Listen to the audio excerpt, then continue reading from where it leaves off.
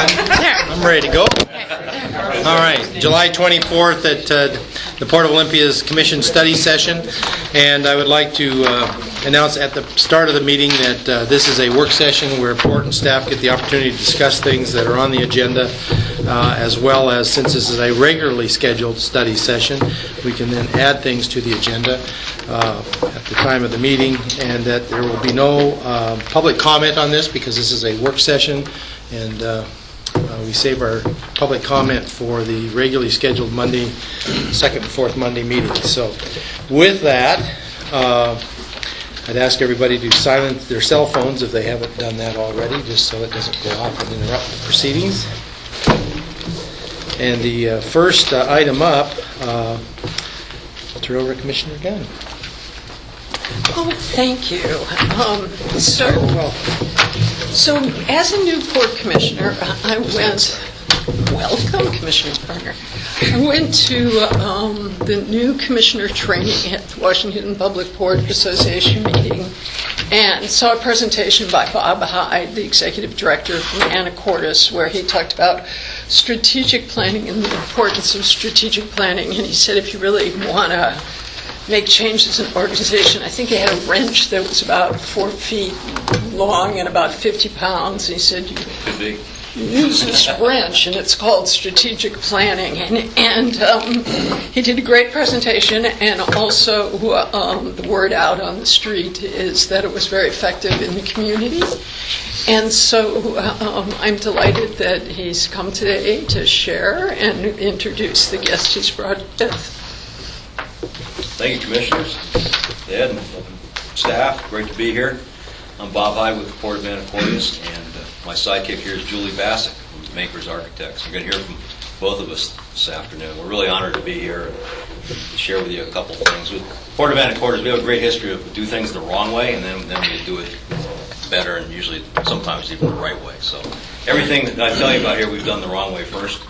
And Just come here so I can see what's going on. I'm going to be provocative, hopefully to energize the group, get some conversation going. But I'm excited about strategic planning. It's a passion of mine. I used to dread it. I was in the Navy for 20 years, and when they talked about the Navy strategic plan, I would try to run away. But now that I'm in the port business, it's so important. There he is. Anybody have a crescent wrench? You got a crescent wrench somewhere, you know. Tweak little things. You got a little 6-inch wrench, and that's what we're most comfortable with. That's what we do at home, probably in our businesses. We're tactical mechanics. We fix little things, but this is strategic planning. So if you get nothing else out of my presentation, you get a lot more out of Julie's. This is strategic planning. It's big. It attracts attention. It can do incredible good. It can also do incredible bad and big damage. But as I listen to speeches from folks that are electeds, and even from executive directors, but mostly for electeds, when they're on the stump talking about what they want to do with their organization they want to get elected to, it's using this big old wrench on it. They want to get involved in the big stuff. They want to advance the port. They want to improve the airport, build buildings, fix long chronic problems, move into new areas. Now, this building here, I think we're near the runway, right? Pretty close. Ed took me on a wild goose chase. I don't know where I am. We're still in the state. But somebody decided to have a Port of Olympia airport, right? Somebody decided to have a marine terminal, and somebody decided to have a Swantown marina. So those are the big things. Those are strategic planning issues. And I see that a lot of us get involved with the little 6-inch crescent wrench a lot of times. And boy, are we familiar with that. So anyways, usually pass it around. Don't pass it around this time. You can take a look at it afterwards. It's got some grease on it. So I'm going to give you about a 15-minute show on strategic planning, whether you want to do it or not. And this is pretty much, with the exception of a few slides, what I did to the new commissioner meeting a few months ago. Well, strategic planning is kind of like that guy there. You get to about the 1-yard line. You never seem to get done with it. And that's a good thing, because strategic planning is a continuum in my mind. You don't just get it done, put it on the shelf, there you go. It's a continuing thing, and it's great. I think if you want to be a great port, you're continually focused on the big issues. And that's mainly for the electeds. You guys get involved in the big stuff, leave the little stuff to other people. There's a real scary part of strategic planning. You're going to get high-centered. And the Port of Anacortes has been high-centered a lot. I think they got rid of an executive director back in the early 2000s over a failed strategic plan. I believe Makers got involved in and fixed it, right? You kind of We did. boxed it up, assembled the dead bodies, and... Bob, I thought you were going to edit that part out. Oh, no. Thanks a lot. I got- Pay for the lunch now. I got Just something. watch you. I got something for everybody here. But, yeah, but that's what we're here to make things happen. Big things. You might get dead high-centered, but probably not. So huge questions for the electeds here. And staff, you can ponder it, but it's really for the elected folks. Is your commission final decision maker? Buck stops here. Bring it to me. I'll decide whether this is right or not. Do you like that? That's one way to look at things. Or you could be the initial decision maker. That you're going to advance out on initiatives and lead the charge. And I believe that the bottom is actually better. The final is kind of a wait and see, and wait for something to happen. The initial is a initial exuding energy into the organization, making things happen, rather than waiting for them to show up. The staff's going to react to you no matter what. What if you want to be a final guy or initial guy, they're going to react either way. Another big question for you, for the elected officials, do you think are you a port commissioner that is management one step up, like the super duper executive director? Or are you ownership one step down? Are you the constituency, the real ownership of the port, just a notch below? Big question. The way you run the port, the way you govern is the key in that question right there. Probably perhaps in true governance, your ownership one step down. So you're part of the port, but you're not down into the nitty-gritty. Another big question. Do you have time for strategic planning? I remember one time I brought it up at one of my commissions. We used to go 4.5 hours when I first got to the Port of Anacortes. We would run out of the DVD would be gone. It was only 4 hours long. The DVD for recording go on TV would be, and then people would say, "You cut me off. I was there 11:05 p.m. because we started at 7 p.m. You did that on purpose. I was just about to let you guys have it about the airport." I mean, it was a nightmare. And I was told, "We don't have any time for strategic planning, Bob. We got too much stuff on the agenda." Sorry. I'm serious. That's no joke. We're way away from that now. You're organized for strategic plan. You have to organize for it. How do you stay focused on a strategic plan? Is it something you just kind of do, check it off, throw it on the shelf, or stick it on the website, forget about it? How do I utilize it? How do you utilize the public? Is the public part of it, or are they just kind of an annoyance that, well, we got to get it by these people somehow? How are we going to do that? I'm going to talk about each of these. And how do you know when you succeeded in the strategic plan? How do you know you got it? You're actually executing the darn thing. So, for question number one is, do you have time for strategic planning? Well, we're all busy. We've got lots to do, paperwork, all sorts of permitting. And there's lots of busy work on the port. And, you know, I won't say I've ever done this, but I actually have. I can cook up a 2-hour port commission meeting and with a bunch of stuff to throw at the commission. And everybody feel like we got something done. We really didn't get anything done. Just kind of, you know, I can throw stuff out there and talk about the port for 2 hours and we have a good meeting. It looks like a good meeting. It's not really a good meeting. You might think, well, strategic planning is about we don't need no strategic plan. Let's just get some stuff done. Just like that stupid sign, it doesn't need to be there. We don't need any plan. It just let's go do stuff. Well, our ownership, our constituency, I think, would like to have a plan to see what we're up to. We're all going somewhere, just like this guy. If you don't have a plan, we're going somewhere, and that guy's headed for an intersection. It's probably going to get whacked. But we're all covered in little things and little problems and thinking about all the things going on at the port. But in the meantime, we are headed somewhere, and it's best to clear our way from all the hay and figure out where you're actually going to.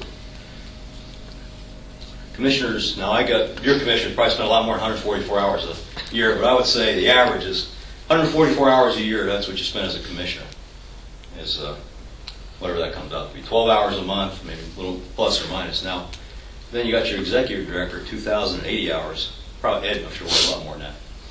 But 2,080 hours a year. So it's just natural that's the guy for the details. Give those guys all the hay bales of little problems. And the staff too, all the staff here, you guys deal with the day-to-day stuff.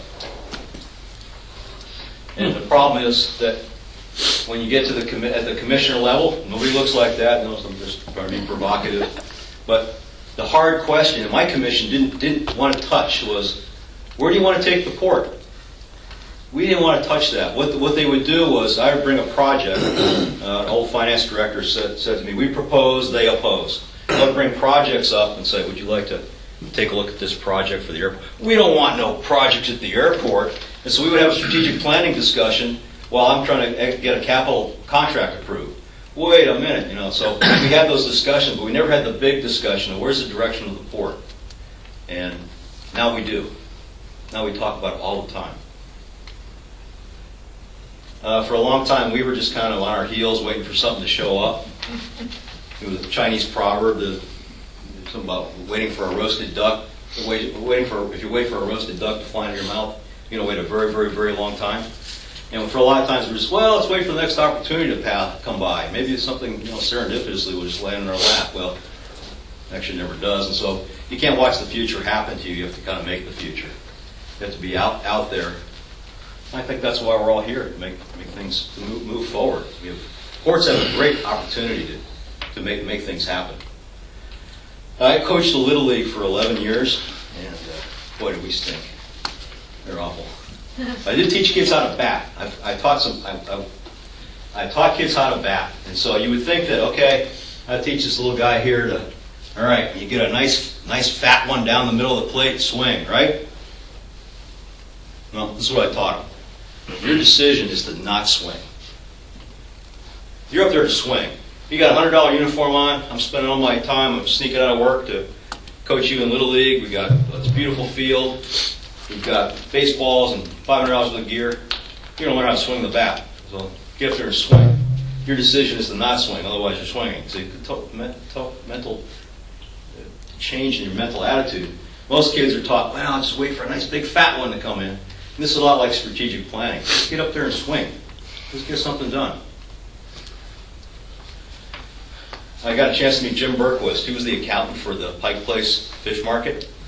He was the one that about 30 years ago sat with a bunch of fishmongers and said, okay guys, we're broke. No one will even supply fish to us anymore. You guys will be laid off at the end of the week. We're done. We're out of here. Thank you very much for your service. Before we close the shop and we're done with this meeting, is there anything anybody would like to say? Any ideas? And one fishmonger raises his hand, sitting on a case of fish.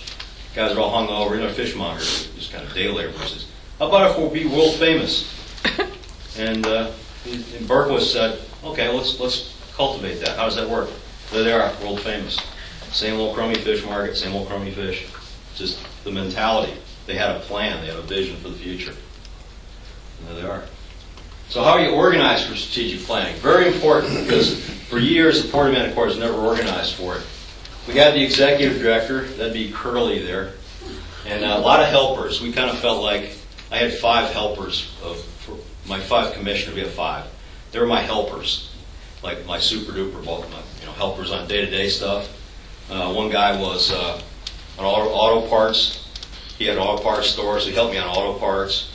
And then another one was a scientist. He helped me on all the science and environmental stuff. It didn't work very well. Yeah. Eventually we came around to, let me do my job or else get rid of me. The key word is executive. I execute what you want me to do. And so I have authority for all personnel, a lot of contract authority. What we say is that we have five commissioners. 5 votes, we shouldn't have even had a vote. It should be on the consent agenda. Why would we sit and waste some of our lives on a 5-0 vote? So, got lots of authority. That was the way I was when I first got to the port. Had a lot of things to do, and not much horsepower. I was kind of without traction, so I had to work in and get my delegation of authority improved. You know, and actually, some ports, I love studying ports. They kind of like it like that.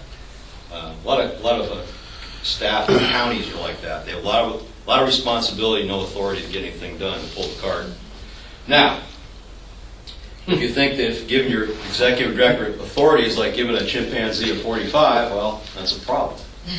You know, you have to have trust in that executive director to have more authority to get the day-to-day stuff done.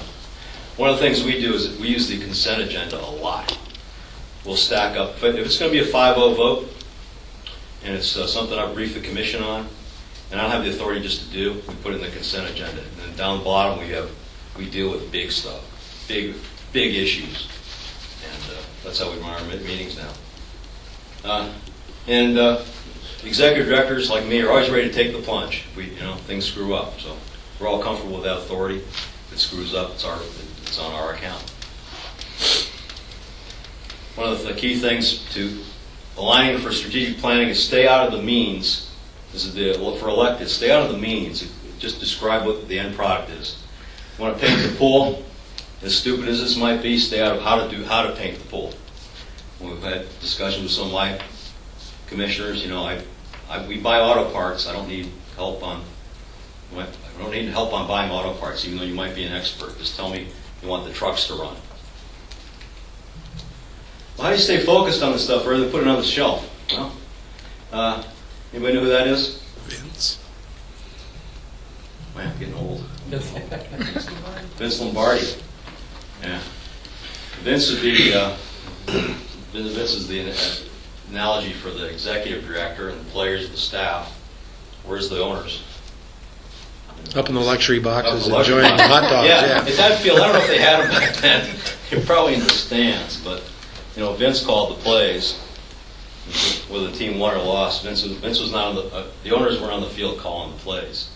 They're up there looking and say, "Hey, this stadium's too small. We need a bigger stadium, or maybe we should be charging more, or maybe how's Vince doing?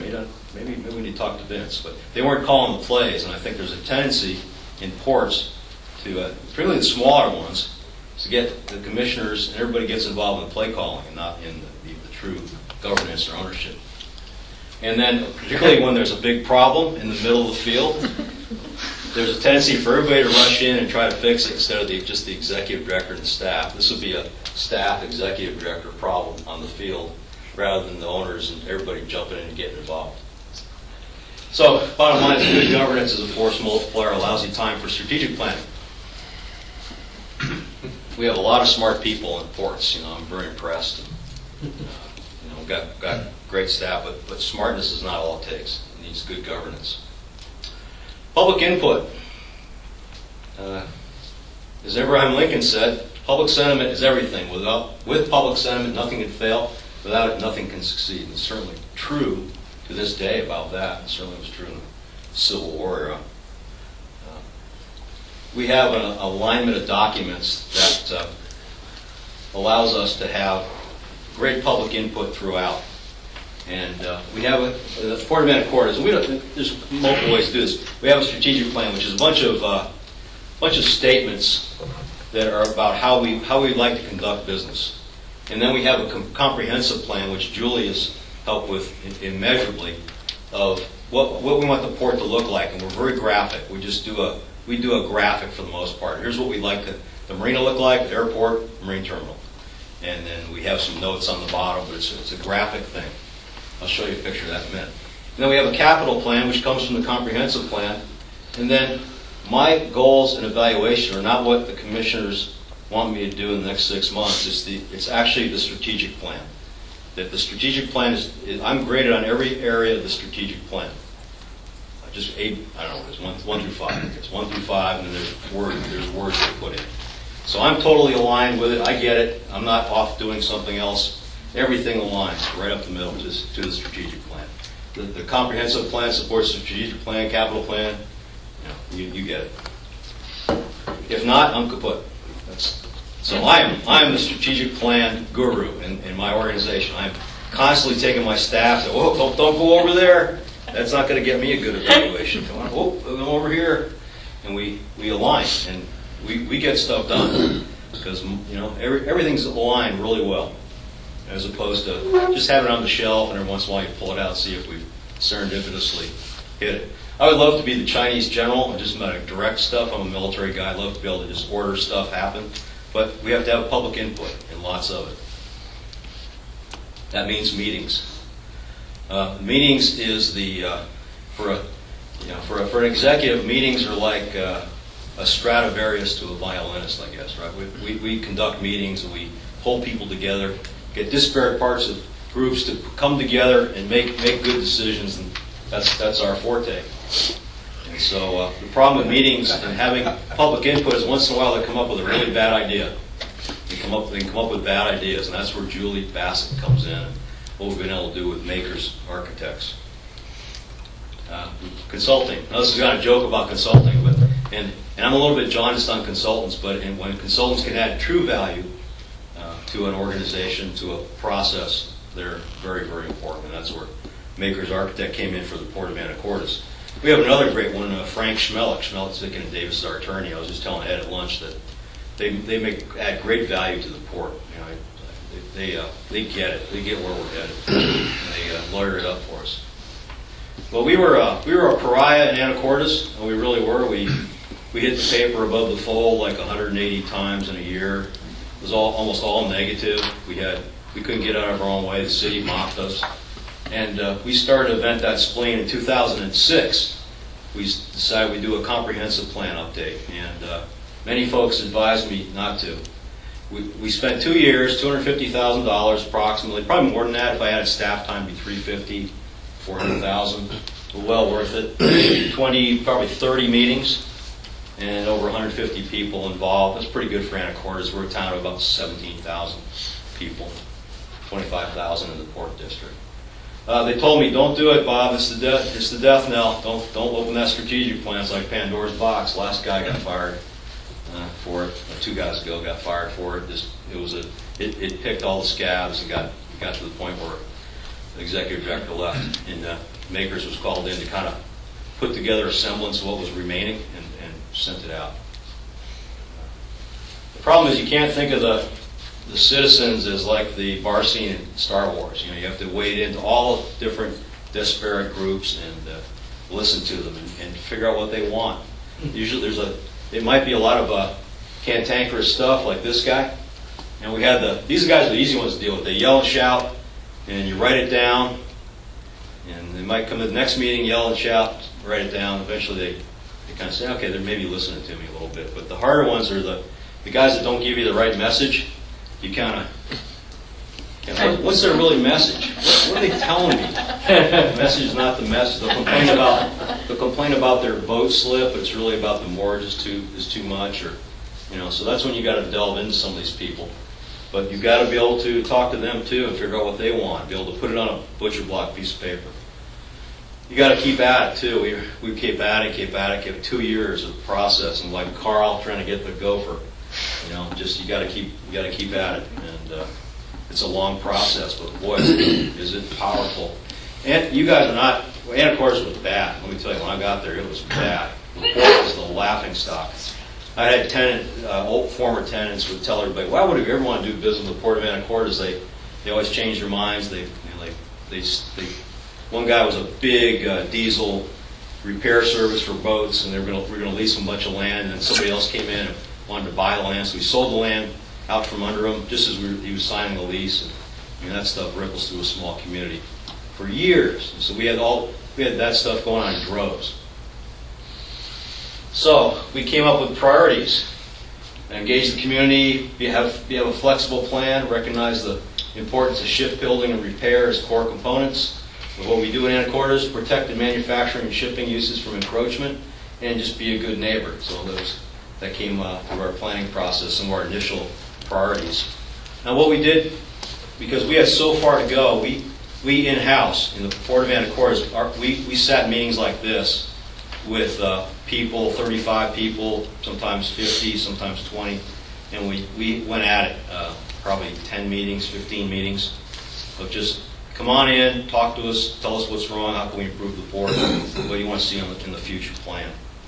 And we did it ourselves, and then we hired Maker's Architect, and 3 or 4 different small contracts, iterative contracts to keep going and get the rest of the project done. After a while, it became intuitive, just like this sign on before the bridge. After about a year, we kind of saw the end product. This is easy. It's all aligning. And Julie will talk to you about how to align people, different groups, from both ends of the ideological spectrum. And it became kind of a juggernaut. It became fun. So it was the initial tough time. Then it was kind of a long period of just dragging on, and it seemed like it wasn't going anywhere. Some of my commissioners were getting very jaundiced about it, and then at the end it looked like, yeah, this is great. We're getting going. Julie would start come up with some concepts, and people get really excited. And pretty soon everybody's happy. And then we had to tell the staff, okay, we got a new plan, and that was hard. My staff was frankly used to being the whipping people for anacortas, and a lot of them didn't do all that well. They were kind of caught in the negativity of the culture. So the alignment was incredibly important. We work on that every day. We just did an update too. So like I said, it's a constant process. We didn't just say, okay, that was good, let's not do it again. We updated it again in 2013. There's Julie. There's kind of a session we've done, and she's going to talk more about that. We updated the marina. We said, the marina plan doesn't work anymore. Let's fix it. Lots of people out there talking. Round table. Julie will talk about that. That's one of my commissioners. He didn't run the show. He was just a citizen. He kind of sat in the back, as well as two other commissioners, and they played along with everybody else. They didn't take the lead, but they got to talk with people. Wrote it all down.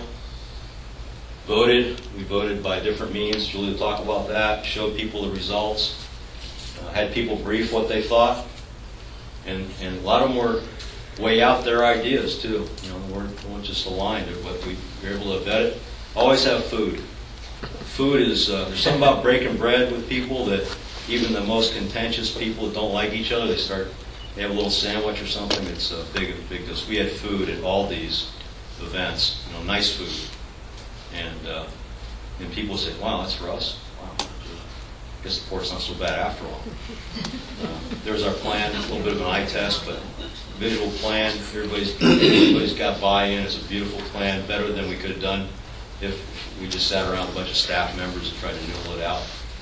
And so how do you do success? Well, success is when you got proper governance. The commission can spend a lot of time on it, and you got big vision for the future. It makes you a little uncomfortable, my opinion. If the plan makes you uncomfortable, it's probably the right plan. Should make you uncomfortable. ED, the executive director, is able to get the day-to-day stuff done with the staff. Everybody's all of a sudden, all this time is freed up. You got a lot of time on your hands to talk about strategic planning. You got the plan in hand, but it's not a dormant plan; it's a living plan. And then you've got the projects really well aligned. My commissioners sit at a dais. There's 5 of them. It's not raised up, but they sit around this group, and that's what they stare at. And this is purposely. Here's our plan. There's our marine terminal plan, our airport plan, and our marina plan, which just got changed. We'll change that board out, and there'll be a different plan. But it's like looking at the future. There it is. Don't worry about what happened 2 weeks ago, or somebody give you a negative comment at the coffee shop. Just let's get our future done. So in conclusion, you don't have to be from outer space to get strategic planning done. And it really it gets to be a walk on the old road once you get through the hurdles, get the processes done, and get a plan in place. So that's it. Any more questions? Let Julie present. Ed, what do you want to do? Pleasure of the commission. Well, let's find out if we have any questions, and then let's move on what's been presented so far. I'm good. I don't know how big a county you're from, We're just 25,000 people, pretty small. Well, we were told we couldn't have a 5-member board. I just wonder how you got a 5-member board. That's because 3 wasn't working all that well back in the late 80s, early 90s. They changed the law, so you gotta be 250,000 or bigger than 250,000 Yeah. to have 5 members on the board. Yeah, a guy named Spencer Swain got it done through the state legislature. And, it's a good thing. I like a 5-member board. I mean, I'm parochial, you know. I'd prefer one too. We could Yeah. talk to each other. Yeah, right. Geez, this is disgusting. Not be able to have a conversation as we're Right. in a public Yep, meeting. 2 commissioners, our guys meet all the time. They, after the meetings, they go sit in the chair, and they can talk. And courts are complicated now. I don't think 40 years ago they're that complicated. Declaring eminent domain gets stuff done. Right nowadays, it's so complicated. You need in my opinion, 5-person policy board. 5 brains better than 3, 2, and 1. So, yeah, we're lucky with that. Any other questions? I had Commissioners? go ahead. I had a bunch, but I thought I'd wait till Julie got done. Okay, well, Did you have a consultant all the way through on your strategic plan development? No, we spent about a year on our own, just talking to people. Just because we thought we could do that on our own. We needed to take the hit. A lot of people shove a consultant up there. Want to take the wrath of the public. We decided we need to do that, and we did. Took a lot of wrath. Thank you. one of the things that you showed in a couple of slides that came up is comp plan. And really we used to call ours a comp plan, but then it started to get confused with what cities do with comp plans. So Right, yes. I think by law it's called the Comprehensive Scheme of Harbor Improvements, Yes. and all of those developments, whether it be the airport or properties or whatever, are all wrapped into that. But in essence, your comp plan is your comprehensive scheme of harbor improvements, and I want to make Exactly. sure people understand that. Yeah, That's the reason for that. I tried to find the strategic document online last night. I found the presentation. I watched a couple of commission meetings. It was a slow night on TV, so I did watch some of the things. And I noticed one of your commission meetings are typically about an hour and a half. Some were about 30 minutes, and Lord love us if we could ever get to that. So anyway, my question is, where is the strategic plan located on the website? Because I couldn't find it, and I did a search, so I don't know. I'll see if I can pull it up. It should be. Yeah, I couldn't, Yeah. but I mean, I'm not Yeah. the most technologically advanced Yeah, person, me- but, They hit it, but there it is. Yeah, thanks. okay. Get a copy. Yeah, we'll get, Yeah, it's like okay. platitudes. We want to be like this. We want to do this. So it's under governance, and I didn't see it listed as strategic Okay, plan, so yeah. I was looking for those key words. Anyway, that were my comments on that so far. Okay. Thank you. Thanks. So you want to let Julie, Yeah, you I want have a to start? whole list, but I have a feeling you might cover them. All right, yes, it was a really good segue, actually, those questions. And you'll see that Bob and I have been doing this a while because some of our stuff is very similar. So, I'm Julie Bassick. I work for Makers. We are a pretty unique firm. We're a small planning firm that's based in Seattle. Been around for 42 years, founded in 1972. I've been there 18 years, actually. Started working for the Port of Anacortes in 1999. So have done a number of projects up there. But we do a variety of things, and we do focused on helping organizations make good decisions. So if the decisions were easy, you wouldn't need help, we come in for the tough ones. And that's why community outreach is a big focus of ours. We also do plans, and then we do guidelines and regulations, so the implementation tools once you have the plan. That's mostly for cities and counties, but sometimes for ports, design guidelines on their properties. We do it in all sorts of areas. Waterfronts and shorelines are our specialty. But also downtown sub-areas, corridors, public spaces. We worked in East Downtown Olympia. We worked for Tumwater. We've even done some projects for the port, though it's been 20 years or so before my time. I think we helped you guys with some early planning for Swantown, I believe. Anyway, lots of different clients, but all public. So cities, counties, ports, military, federal agencies. That's what we do. So I'm going to talk about really quickly, I'm going to go fast on the stuff that's repeated and focus on some of the other, the difference between the types of plans and how you might see which one is best suited for what you're looking for. as well as community outreach and how you can have a good conversation even when there's very contentious issues and people are upset. They sort of come to the table angry. So ports don't plan. Bob's already covered all this. A lot of them think they don't have enough time or it's too expensive. I mean, those sound like big numbers, right? $250,000 to spend on a consultant plus staff time dedicated. It's, that is not insignificant. But the biggest reason I find, and this really reiterates what Bob said, is that change is really tough and people are comfortable the way things are. They can contemplate incremental change or small things, but big change is very difficult. It's just in our nature. Here's another thing, is people think once they've written something down on paper that they'll be committed and they won't ever be able to change their mind. That is absolutely not true. Plans are meant to be working documents. They're meant to be dog-eared and messed up and coffee-stained and updated as the world changes. I mean, that's pretty much the only thing we know for sure is that things are going to be different in the future. Okay, if you don't plan, the thing that Bob said, I absolutely agree with. It's not as if you don't plan and nothing happens. What happens if you don't plan is that the world evolves and you end up being forced into decisions that maybe if you had a strategy would have taken you in a better direction. So you also, and this is perhaps pertinent to you also lack community agency and partner support because you don't have a cohesive, clear vision and understandable direction. And even if you have that, if everybody's not on board with it, it's less effective. You can also miss opportunities. Okay, so why should you plan? It helps you target investments. It helps you focus your staff resources. It helps you expedite permitting, all sorts of good things. Establish highest and best use for your properties, mitigate your challenges, and anticipate change. Big also, I mean, half of the, I would say the comprehensive planning process we did with the port has had paid incredible dividends. Bob has implemented so much, and I'll give you a short list of what he and his staff have been able to accomplish. But I would argue that the biggest accomplishment of that investment of years and money was now everybody's come together and is advocating for the port and advocating for them to do the plan.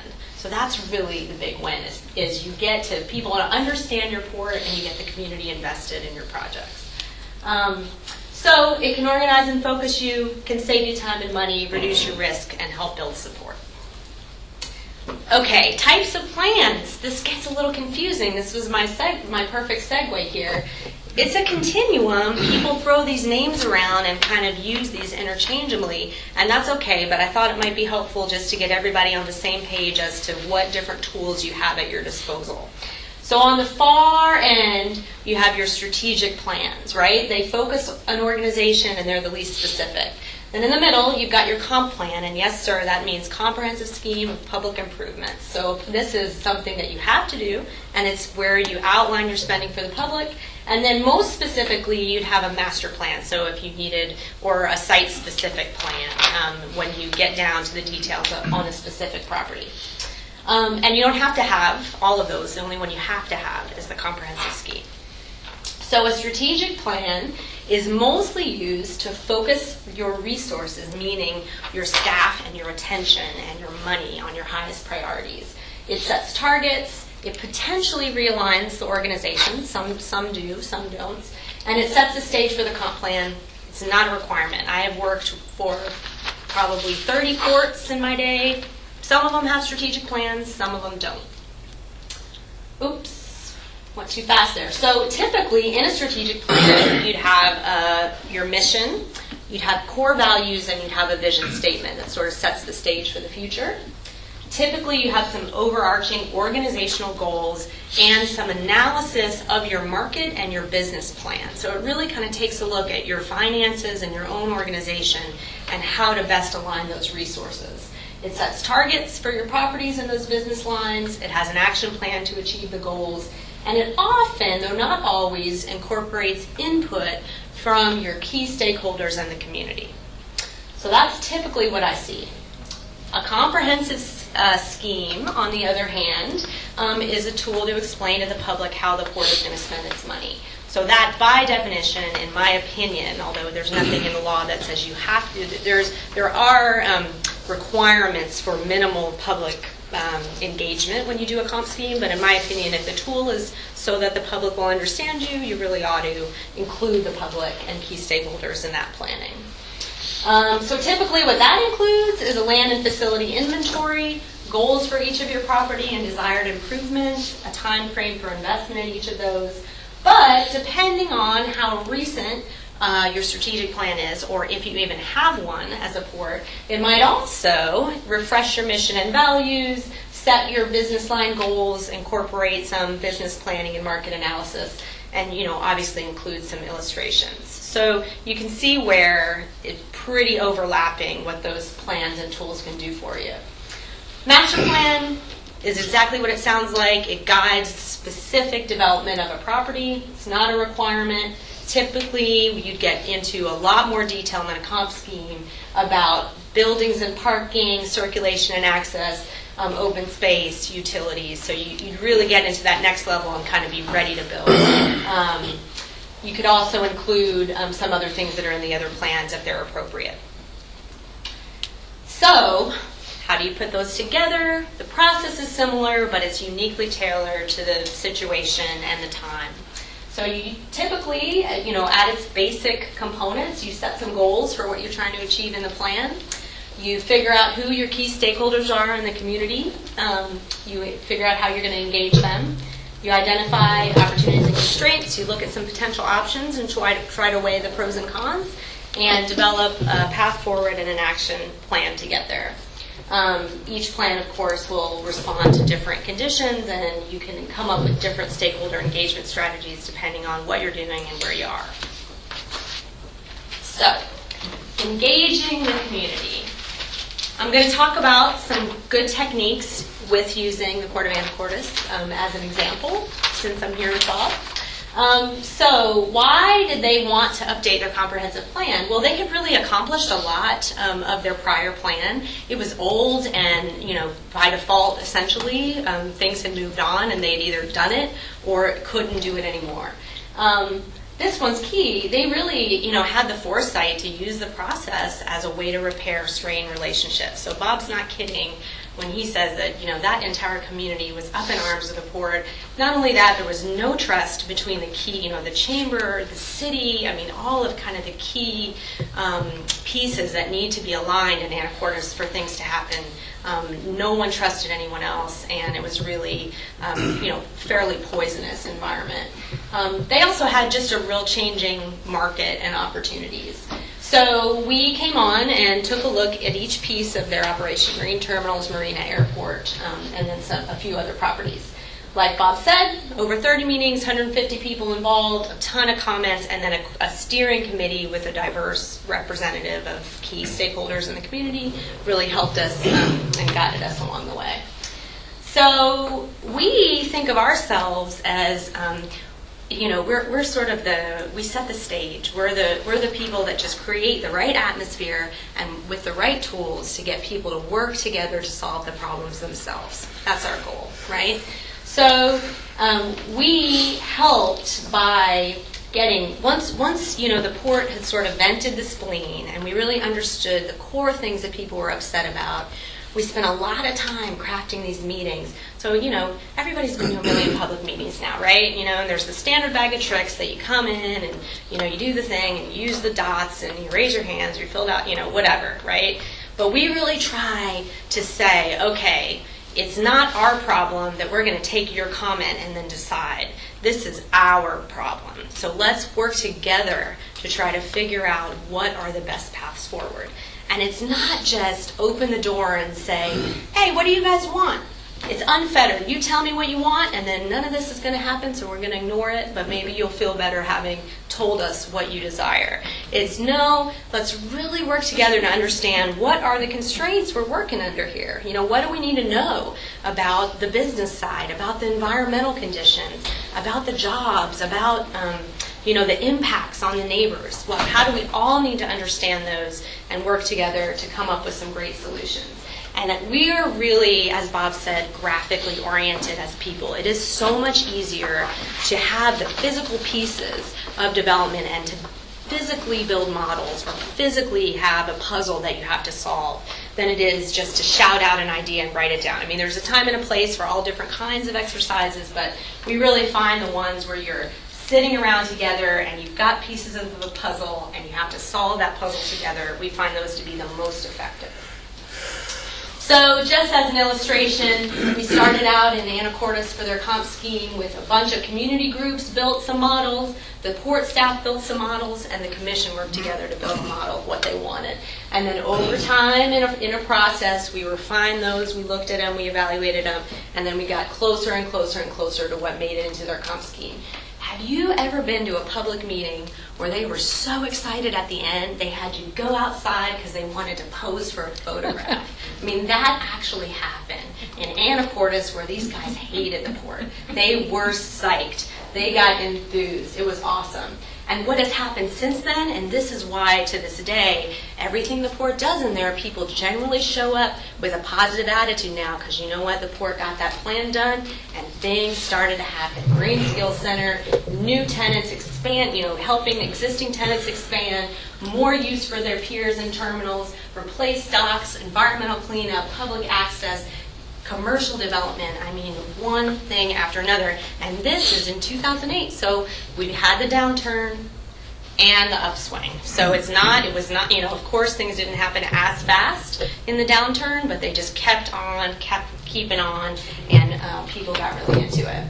Okay, so next phase, Bob mentioned, we then came back and helped them take a look at a really underutilized part of the marina. So we did the comp plan that looked at all their properties, but this was a more detailed look at this kind of section of the marina that had, just less going on there, and they wanted to make it look better, improve the function, get some more commercial activity out there.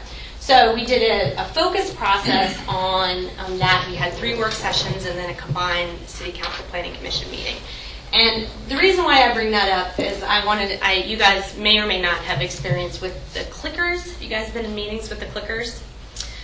It's pretty awesome as a tool. It's really a great way. So the way it works, in case somebody doesn't know, is everybody has like something that looks like a small telephone, little dials. And so you can poll people on how they feel about certain ideas and get instantaneous response that everybody sees about how people voted. I have used it now in hundreds of situations. I feel that it is the most effective way to harness, get great ideas out of a community and get people excited about the process. Because no longer, if you're uncomfortable talking in a group and you don't want to take the time to write something down or go on a website and make a comment, I mean, all you have to do is use your mind, critically think of something, and vote, and your answer goes right there. So it is really awesome. You can see here this chart, you probably can't see the details, but the green shows we had 4 different options for what could happen in the marina, 4 different concepts. The green is what people voted at the beginning of the meeting. The blue is what they voted after we talked about the issues together and worked through them at the end of the meeting. So you can see what happened in the 2-hour period between, at first people were sort of, they liked the launching the curve idea. That was number 2 there. That was the highest, that one in Rails to Trails at the end. Number 4, Reknit to Downtown. That was the one we went with. So that really just is a great tool. You can see that instantaneously. So the process created advocates for the port and the plan. I mean, that's kind of my main theme here. It does do a lot of good things. You can see the plan there. It's hard to read the text, but people are pretty excited about it. Okay, final words I'll leave you with. You need clear objectives for what you're looking for. You need to think about, be part of the bigger picture of what's going on in your community, and embrace the stakeholder and community engagement. I strongly believe that for every client and public agency I work for. People are really pretty smart and can be helpful if they're given the right information. Avoid the impossible plan. I have to throw this in. I don't know if you guys are familiar with Pier 9091. It's the cruise terminal now, it's fishing boats, etc. This is in Seattle. The plan on the left there, so they were going to, at one point, they were going to dredge that thing and then fill a completely other part. And, you have to have everyone sort of working from the same page of, you know what, let's not spend a lot of time talking about things that are completely unreasonable. Just because it's beautiful and looks good on a page doesn't mean it's a good idea. So, and planning and flexibility is really key, because obviously that's, you know the world's going to change and you can't anticipate everything. Finally, use the plan as a tool to get things done. So this is a picture over in the Tri-Cities of what the Port of Kennewick has accomplished on their property implementing the plan that we did for them. Would love to answer any questions. So how did you create the vision for your strategic plan? Was it the community input, or was it just a couple of staffers penciling it out? So the vision for the plan that we worked on with the port was a community-driven vision, and we, compiled them. We had a bunch of exercises to get people to brainstorm the things that were really important to them, and then we sort of honed it down to, some draft statements that people edited, including the port. And then you did the clicker machine to vote on it? We used that, we didn't have those in 2008, kind of a new technology. Emerging technology. We just did that recently. The clickers are fantastic because they reduce groupthink. We have a very strong and vocal and aggressive small boat group. And so, there's the ringleader in the small boat center. If you voted by hand, they'd raise their hand, stand up, and look at everybody else to see what they were doing. And everybody said, "Okay, I sail with that guy on Tuesday nights. Okay, I'm going to." And we took that away, and people could vote their conscience. The votes changed a little bit, so maybe somebody wasn't so. Yeah, we don't care about anybody else except the small boaters. It was a fascinating tool. An example that came out of our comp planning process in 2008 was nobody wanted any hotels, they didn't want any hotels, they didn't want any condos on the marina. That came across strong and clear. So we said, okay, it's publicly spoken. We're not going to try to put any condos. Before that, it was willy-nilly. We'd put anything at the marina, who knows. We tried to put a shipyard in our marina parking lot. Westport Shipyards came by in 2005, 4 and said, "Hey, how about we build our shipyard in your marina parking lot?" "Oh, okay, yeah, well, we don't have a plan, so let's take a look at that." It was highly contentious. We had 400 or 500 people at meetings. And it was a nightmare because we didn't have a plan. No, you can't put a shipyard in a marina parking lot. Imagine doing that at Swantown. Where's Bruce? We did that. Yeah, you put a shipyard there? This was a big ship. Westport? Build 150-foot yachts. It's the dumbest idea that there was. So, have you modified your mission as a result of, is that something that's open to change, or is that and did the vision change in updating? Do you go back over that material too? We have updated our mission and vision and strategic plan that Bill has in front of him. But that wasn't part of this process. This was the comprehensive scheme. It was more what facilities everybody wanted. Okay. But we did have open hearings, and we changed our plan a couple times, our strategic plan. Okay. You at one point said, I think, that you actually did field trips related to strategic planning. Yeah, we did. We would we'd rent a bus, and we went on the ferry. We went to Port Townsend and Bellingham. We didn't get this far down. I think we went to Edmonds. Just to look at ports and how other ports operate? Yep. We'd meet with the port people, harbor masters and airport managers. And just to collect good ideas? Just to collect data.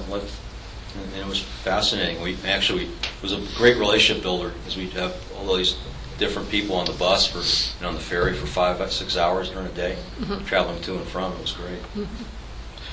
And at one point, I think you said you wish the commission was more involved and actually heard some of the public input. Yeah, I had 2 commissioners that decided they didn't want to be skewed by the discussions, so they didn't come, and they ended up kind of late to the party. Well, it became a surge, like that picture of the yacht. It was going, and a couple of my commissioners hadn't been part of it. They purposely stayed away. Three were involved, 2 weren't, and then at least 1 or 2 of them voted against it, actually. So we have a history of not having a lot of 5-0 votes in votes. But that was okay. Good for you. You see it differently. Right. That's okay. Right. But they should have been there. listening to the people anyway, listening to their constituency. For sure. And how did the commission respond to the results and what's happened? I mean, did they embrace it ultimately? Yes.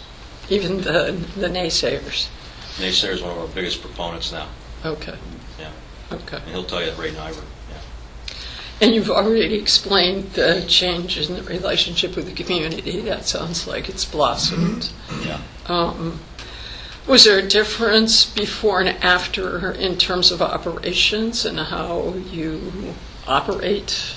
I'm not quite sure what I'm getting at, but like in terms of staff's activities and how they relate to the public and how they operate because of the strategic plan. That's a great question. Yeah, I had some staff leave. Yeah, I think they were comfortable with the way it was. It was kind of dysfunctional. And some folks, some lower level folks leave and said, go somewhere else. Yeah. And so those that stuck it out are pleased with the results. Yeah. Right. Yeah. Would you have done anything differently in retrospect? Great question.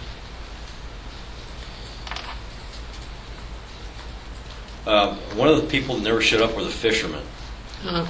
And past the 11th hour, I had to do some work with the fishermen, one-on-one, because they wouldn't come to the meetings, even though they could almost have fallen into the room we were in had the meetings in. They decided as a group they weren't going to put up with this stuff. They kind of liked the dysfunction, I think. They just kind of operated in the dysfunctional world of our marina for years, and they didn't want it fixed. They didn't like the recreational boats, they didn't like change, so that's should have brought them in quicker somehow. I just missed it. I was kind of new. I didn't know who the fishermen were, who they weren't, and I just assumed they were there, and they weren't. So they ended up having a couple of bad sessions with the fishermen. But they told us, your breakwater, we put in a new breakwater. Your breakwater, I've been here 40 years. It's going to fail. All the boats going to be sunk. That kind of thing. They weren't. They're fine. They're just fine. So I think we went through a fairly rigorous strategic process in 1994 with outreach to hundreds of people, and so it's now been 20 years. How frequently would you kind of go back to square one and go out to the community and do strategic planning of that caliber? We're still using our 1993 strategic plan. It's been modified 3 or 4 times, but it's all platitudes. They're still very much they still pretty much govern us. I guess I wouldn't. In our case, we just tweak it once in a while. But it sounds like it was a major tweak in 2008. Yeah, 2008 was our huge improvement of our comprehensive plan. A picture of the capital improvements we want to do. And we've got a plan now that's probably good for 25 years. I imagine in 10 years we'll take a look at it again. But having said that, my commission, we look at it all the time. Let's look at that. Do we really want to put a hangar over there? We're always looking at it because my commission has a lot of time now to focus in on that kind of stuff at our meetings because they're not approving $10,000 architect contracts and things like that. Right. Yeah. I would offer that the more detailed your plan is, the more often you have to update it. So Bob's strategic plan is, what set the stage, not the work that I did with him, but what they did internally, is very, very general. So that'll stay, and if they feel like they need to change direction, then they can revisit it or just tweak. Mostly they just tweak it. A comp scheme or a master plan where you start to really have a vision for property and analyze those things. Those, I would say, every decade at a minimum, but every 5 years is a good time to take a pretty thorough look and see if things have changed enough that you might want to do a more thorough update. So I'm a tad bit confused because I thought that we were talking about strategic plan in 2008, but it was your comp plan. Comp plan. Okay. Yeah. And They have like I said, it's on a continuum and it's fluid. So they have elements of that you would find typically in a strategic plan in their comp scheme, but it's related mostly to visions for each of their properties. So they've got, major goals in their comp scheme are to improve public access, increase jobs, and environmental improvement, right? So those are translated to a specific vision on each property, and then capital improvements to achieve that vision. The bigger umbrella platitudes in Portis are in their strategic plan. Okay. But there's a lot of flexibility in terms of where you might put those. I would offer one other suggestion, and that is that I think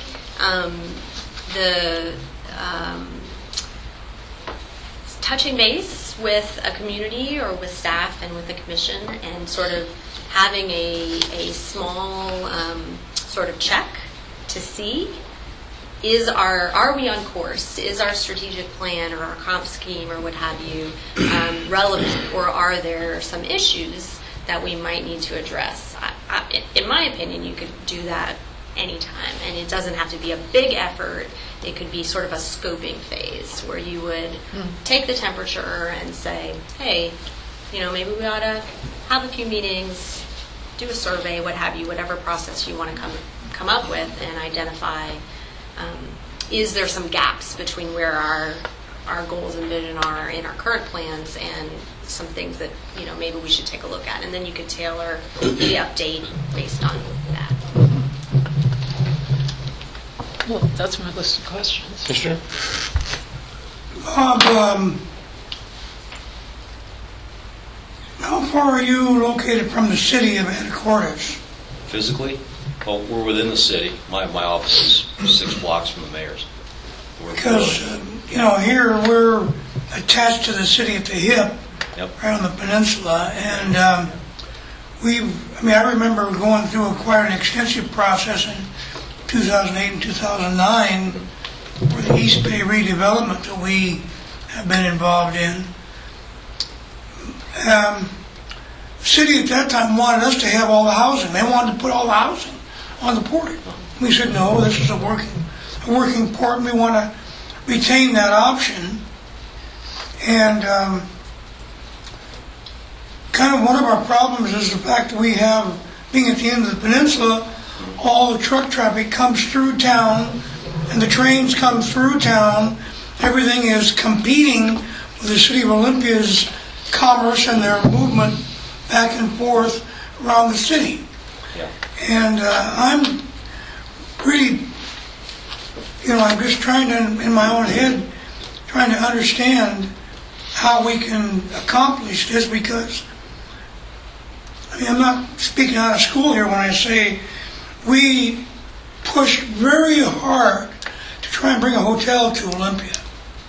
Port spent our time, our money, and our staff with consultants to try and get a hotel here, come here and help them improve their downtown activity and commerce. And those folks in the Seattle area said, we came down and looked at Olympia, we're not going to invest $7 or $8 million in downtown Olympia, it's a mess. That's what they said about our city. Yeah.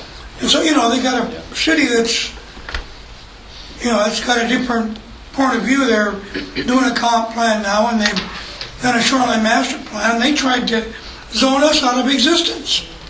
They wanted to make, the port, non-conforming. If something happened, couldn't go back and do that. Couldn't replace a building. It was disgusting. I was going, what the hell is going on here?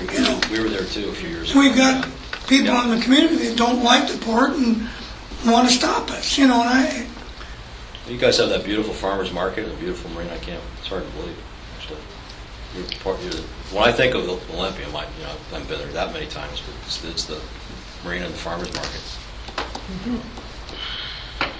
It's I won't get on my soapbox now because I know you have other items on your agenda, but cities and counties supporting ports and the work they do in their own comprehensive plans and shoreline master programs is a passion of mine, and you wouldn't believe how often that situation occurs where unknowingly, unwittingly, the city will be updating their plan. They got some consultant, they don't know anything about ports. The fact that the state says economic development is as important as environmental health and public access escapes their mind. They focus on the other two.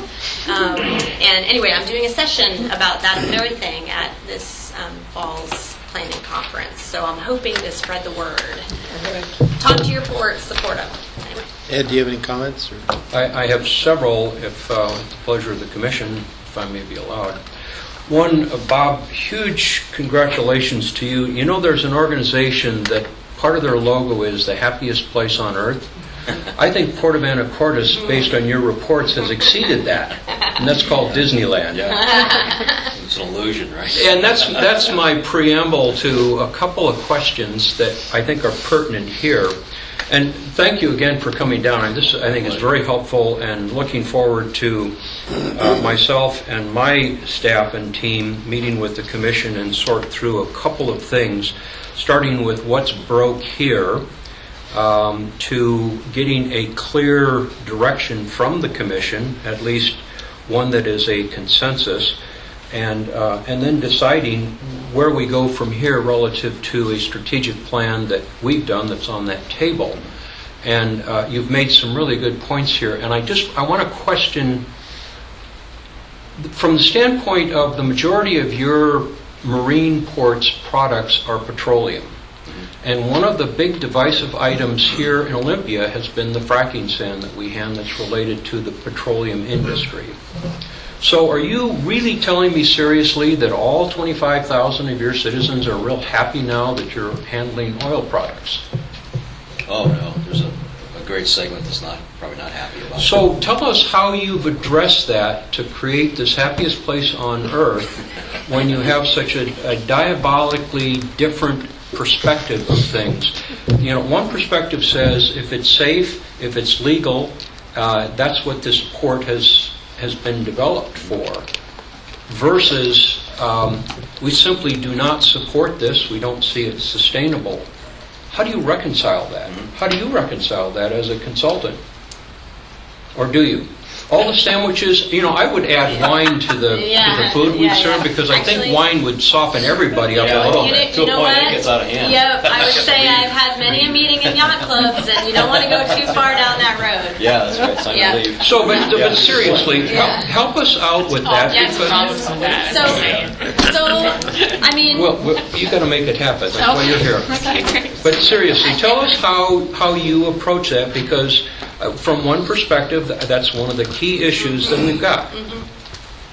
And my role here is to figure out how do we create the happiest place on earth like you folks have just declared to have. So I mean, from my perspective, that is no different than any other extremely polarizing or contentious issue that any community would be faced. And so probably my approach would be like in Anacortes, what we did is we really talked to people to try to understand what are the core issues and values underlying their point of view. And then what you find is if you give people the tools, you're gonna there is a reasoned and majority. Now it's not 100%, but there's a reasoned majority that I believe if you get them around a table, and it may take a while, but you get them around the table, you get them solving the problem together, working through the issues, and give them the tools to do that. That you're gonna find that they come up with a reasonable compromise solution. Now there's going to be 10% of people on one end of the spectrum and 10% of people on the other. That no matter what you do or say, that's just not. They have their position, they're entrenched, and there's nothing you can And everybody, your staff and your commission has to understand that. Consensus is not about 100% of people on the same page about everything. It's just about the majority of people making good decisions because they've been given good information. And I would say, specifically with the Coke in Anacortes, and I was involved in those early meetings where people were just, so angry. And they really needed, so there was, on their side, they needed to understand how that fit into the overall perspective of jobs and economic health of their community. And on the port side, they needed to understand how hours of operation, dusty trucks, noise impacts, light impacts were affecting their neighbors. And so both parties, I think, through the process, came together around a solution that, in the port's case, kept the operation but modified the behavior and the best practices of that operation significantly. So that was where they got to there. That's not to say every, that's not to say that that's where you get to with yours. But that's how it worked. Last question, and I'll stop now. But again, thank you so much. I think this has been very helpful, hopefully for our commission also.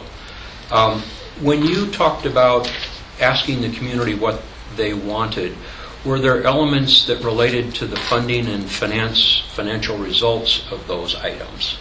And how was that addressed? I'd like you to expand the terminal, or I'd like you to put 5 more piers in there. Yeah. And I'd also like you to make a profit. Yeah.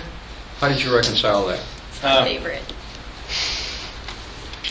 I think there were some zany ideas, and just we just kind of said, well, it's beyond the realm of possibilities.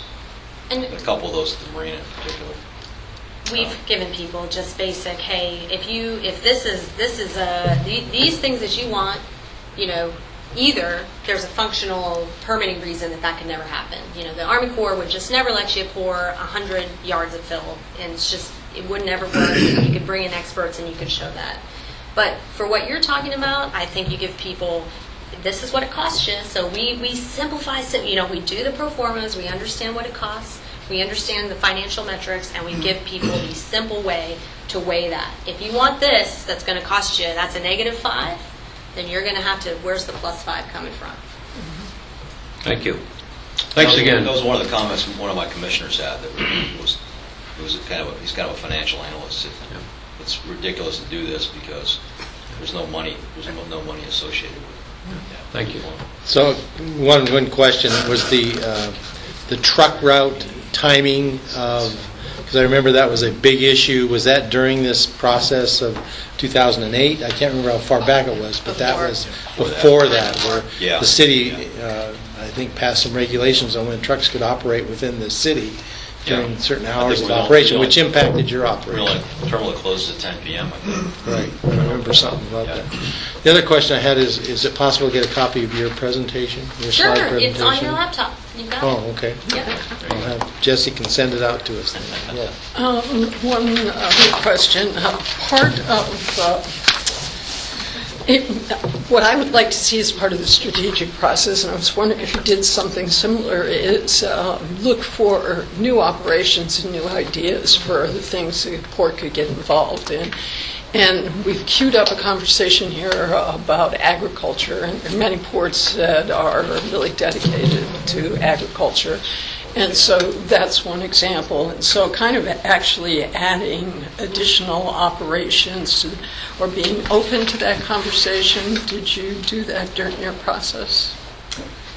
So not so much for the Port of Anacortes, this last update, but definitely for many, many other ports I have. That's usually a key issue is they have underutilized assets, or they've got a traditional market like forest products that has declined over time, or commercial fishing, and they're trying to figure out how to reposition assets and how best to, what of all the things should they pursue, what kind of market growth is there, what's it going to cost them financially, what are the risks, what are the community impacts. We sort of give them a tool to evaluate those different ideas, and then can make a decision strategically on which one to focus and move forward with.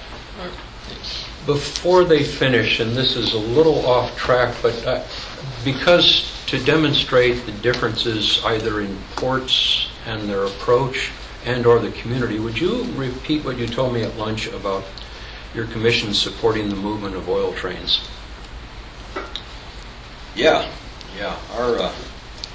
We have a long history of having a commission that doesn't get along all that well, and we've actually had in the past we have commissioners write articles about others and the other commissioners in the newspaper, how terrible they were.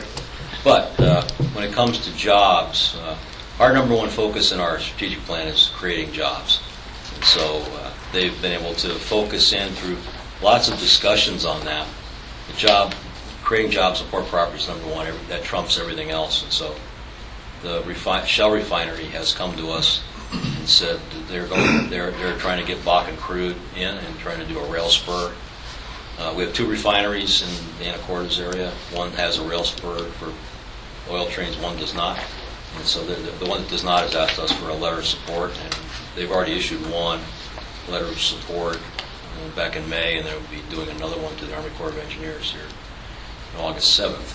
So I'm sure they'll take a lot of heat from the community, but on that one I anticipate a 5-0 vote. And the reason I bring that up is, and Commissioner, I printed this for you, but I'll send it to all 3 of the commissioners. There is activity both at the federal level and at the state level going on right now, following some of the things that you've brought up to the commission relative to the safety of the rail and the new cars that are potentially coming out, but I think there's going to actually be some legislation to try to force that. So I merely raised that question to show some of the contrasts between communities that we have here, some of the initiatives that I certainly want to look forward to supporting. As I say, I've got some recent information in the last 2 or 3 days that has just come out on what the Department of Transportation U.S. is doing on this. So a lot going on it.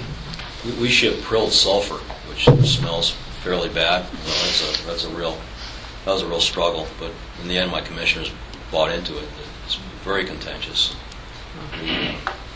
We get complaints even when there's pollen dust in the air. People say, "Oh, there's sulfur. Look, it's coming from the marine terminal." It creates a lot of jobs. It's very good for the port. Thank you so much. We're honored to be here. Thank you for your input in your presentations. Yeah. Thank you. Look forward to maybe our cross passing in the future here. So Great. see you probably at some WPPA event, I'm sure, in the future. Yeah. Fall. Thanks. Thank you. Thank you. The next item is commission bylaws and meeting format. In looking into the court's resolutions and going through all of the documents, we have never had, I should say, a bylaws resolution that kind of spells out rather clearly, I think, for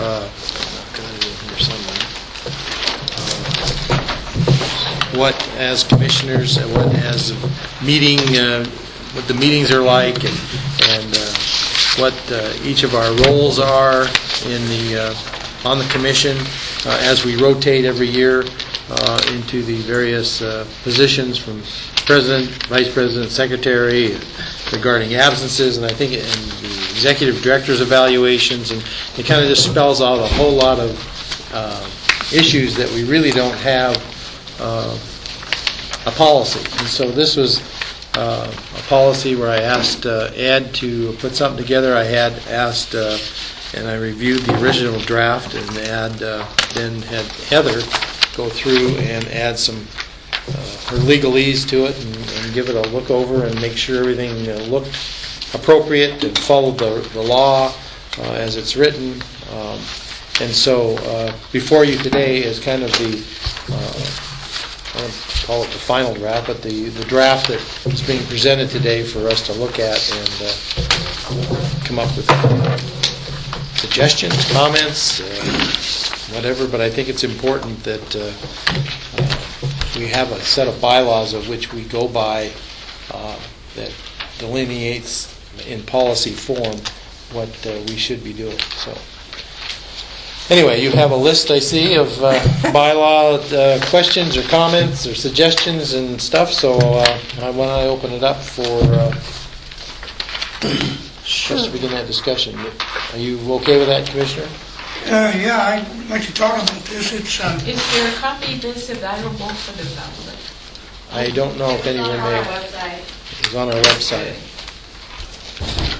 I guess what I was concerned, about was, it seemed to me, just in my initial response, and looking through this document, it seemed like a little bit of overreach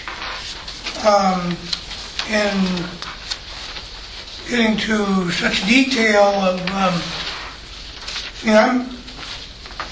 I'm an old politician. I'm not a, I don't know that I'm comfortable with having a document that I have to read every time before I go to a meeting, see how I can behave. An example, Article 3, duties, be prepared to represent commissioner or the port when assigned as a representative to association groups and functions. Commissioners shall receive affirmative consensus from the commission as a whole prior to casting a vote or taking other action on behalf of the port or the commission in such a representative capacity. Well, I was last year on the Regional Planning Council, and they came to the day then the Regional Council was going to vote on sustainability. We had about 55 or 60 people in that room who were really pissed off about the Regional Council going to adopt this thing. And I said, hey, why don't let's wait 30, 60 days, maybe 90 days, allow some time for these folks to kind of get a sense of what it is that we're trying to accomplish here. They said, no, we're going to vote right now. And they just shoved it right down their throat. And I said, well, I'm not going to support. I like to give these citizens a chance to digest this and think about it, talk about it, meet with them, give you a chance to dialogue with them, because they are obviously opposed. They wouldn't even listen to it, and I voted against it, because I just thought it was wrong. That's that type of approach. And I don't know if this is what this is targeting on, but I mean, I had a definite agenda. I wanted to give the citizenry a chance to understand what we were doing as a council of governments, and it was like, now this is what we're going to do. They didn't give a damn what those citizens want. And they were almost all citizens from the rural part of the county. Now, those are our people, Commissioner, if I could, I think that's a great example, and not to comment at all on the substance of what you just said, but through your discussion you said I. And the challenge that we have from a port's perspective is that you, the governing body that represents what you voted, and I'm just using that as an example, or is that you, the individual? And one of the benefits, and perhaps this can be scaled down, but one of the benefits is, what is the port's position on the particular subject that you said? And while all three of you probably have individual views of it, at the end of the process, are you representing the port or are you representing yourself? And from our perspective as the port, we're trying to get some sense of, when you go out and represent the port, are you representing the port or are you representing your personal view? And that's the challenge we have. And as your executive director, someone will come to me and say, well, Commissioner Varner voted this way. Is that the port's position? And then I'm left to the judgment of saying, well, there's two other commissioners that make up the commission. And I frankly could guess what the positions might be, but I'm just guessing. And so it really is part of one of these elements is to establish what is the commission, the governance body. And I realize when you get sent to a meeting and there's not advance notice of what's going to happen, it creates an administrative and timing issue of, all right, get together with your commissioners and say, this is coming up and here's how I intend to vote. Is that supported by you other two commissioners? But I think that's a great example of one of the elements that we're trying to establish here. And in fact, it goes back to the strategic plan, which is going to come back up again when we sit down with you and start going through strategic plan of what is the port strategic plan as to what is each one of your three individual views of things. So that's the challenge I have, because in essence, I need to implement what at least two out of the three of you direct me to implement. And so I'm just, without taking a position, that's why I raised that oil train. It's not a matter of I'm trying to advocate one role versus another. I have my own personal views, but ultimately I have to implement what two out of the three, and hopefully always three of you, direct me to implement through your talented staff here. So I'm glad you brought that up. I hope that provides some clarity. It's a frustration. I just didn't agree with how they were Understood. railroading that thing through, and it just, with that kind, I tend to feel like I've got an obligation to represent the rural folks. If they don't care, it was like the sustainability was, I mean, basically it's just a plan to plan. Right. It wasn't, didn't... No, again, let me just reiterate, taking it out of the actual example you used, I mean, we could probably come up with 20 other ones, but it gets back again to, and likely I would guess maybe your fellow commissioners would have agreed with you on that, I don't know. But that's the challenge. Well, and one of the things we've taken off our commission agenda is commissioner reports, because we've tried to streamline our regular business meetings. In this document, those reports then would be given at a work session such as this. We would have commission reports. And I think the example you gave is TRPC. They have to recognize that you are representing the port on the, and now it's my turn this year, as well as the other cities that have representatives sitting there, that when they bring something up that requires a decision, I think it's our obligation to remind them that we need to take it back to our boards and talk about that before we come back and make a decision on it, because it's really the board that needs to provide that input. And that's what this is trying to say, is if something on the VCB, and I'm just throwing something else out, I mean, they might want to do something completely wacko, and they've got representatives from the cities there, but we need to be bringing it back to our commission so that the commission has a consensus and a voice going back to the board. And that's where we could have had that discussion, and let's say you went back and said, as a board of commissioners, we don't agree that we should pass this at this point, or something. But that also, I think, gives them being whoever that might be, the impression that we are functioning as a board, and therefore the strength is that the board is saying that this is what it is, not just me saying it. I might have a different viewpoint on it. So I think that's one of the things that's in here, is bringing those community reports that we do, or were doing at one point, is to bring them back to these work sessions, and then we can provide opportunity for us to then give them comment back as a board. And I think TRPC is one that really needs to understand that the people that sit around that table are representing their cities or their community that they're representing, and therefore they need to get the consensus of the board or the city council before they move forward on some of the things that they decide on. So. And Commissioner, typically each of you are getting agenda for the meetings you're attending in advance, like the TRPC, so the staff can always help facilitate making sure that we help you get those on an agenda for the commission to review. I was just saying, in looking at that provision from my perspective, if you're sitting in as a representative capacity of the port, in other words, if the seat on the particular entity or board is a port seat, then we're looking for, what this provision speaks to is representing the port in that capacity, whereas you may sit on many, many other things. Right. Simply because you are a port commissioner, but it's not a port representative capacity seat. Does that make sense? There's a distinction. So it's a port representative capacity seat that is. Well, I sit on the TCTV board, but that's not part of the port boards that I'm assigned. That's my community involvement. So.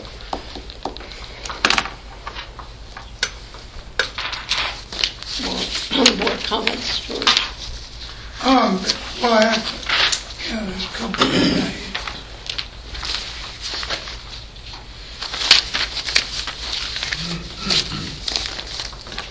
Commissioners adding agenda items and making a... What page are you on, George? Page 4, third paragraph.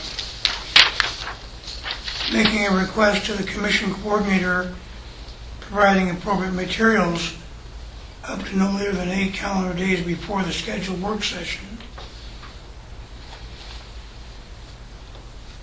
So, I mean, I'm not always sure that I'd be able to have all the appropriate materials that might be necessary. I understand this to be, and correct me if I'm interpreting this wrong, but this is the memo that says you want to talk about oil trains at a work session.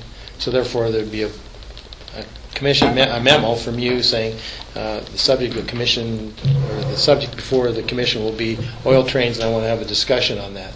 And then, as it gets closer, you might have something out of a magazine, or I'm just throwing up examples, something that you want to have at the meeting, then you need to get it. My question was, why 8 calendar days? That seems to be a little bit far out. Yeah. Because and I think that is because that is why they want the memos put together, so that when they publish the agenda on Monday for a Thursday meeting, everything's there to be put on the website, so people have adequate time to at least see. And I'm sure that's probably what that is, but I don't know if 8 calendar days is far too in advance. I don't know. So Jerry? We actually publish the agenda a week before, so if it's a Thursday meeting, it's published Thursday before. Try to, right. So 8 days But- gives Jesse 1 day to get it put together and then publish it. So Okay. that's the 8 days, because we're publishing things 7 days in advance right now. And that was at the commission direction. Except for today's agenda went out 2 days before. I mean, it's not always 8 days. Yeah, it's not always 8 days. So.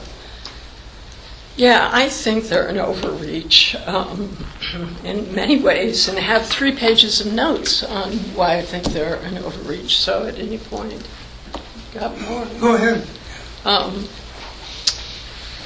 So the port's existed since 1922 without bylaws, and I think bylaws are basically 4-part RCWs. They reflect port operations.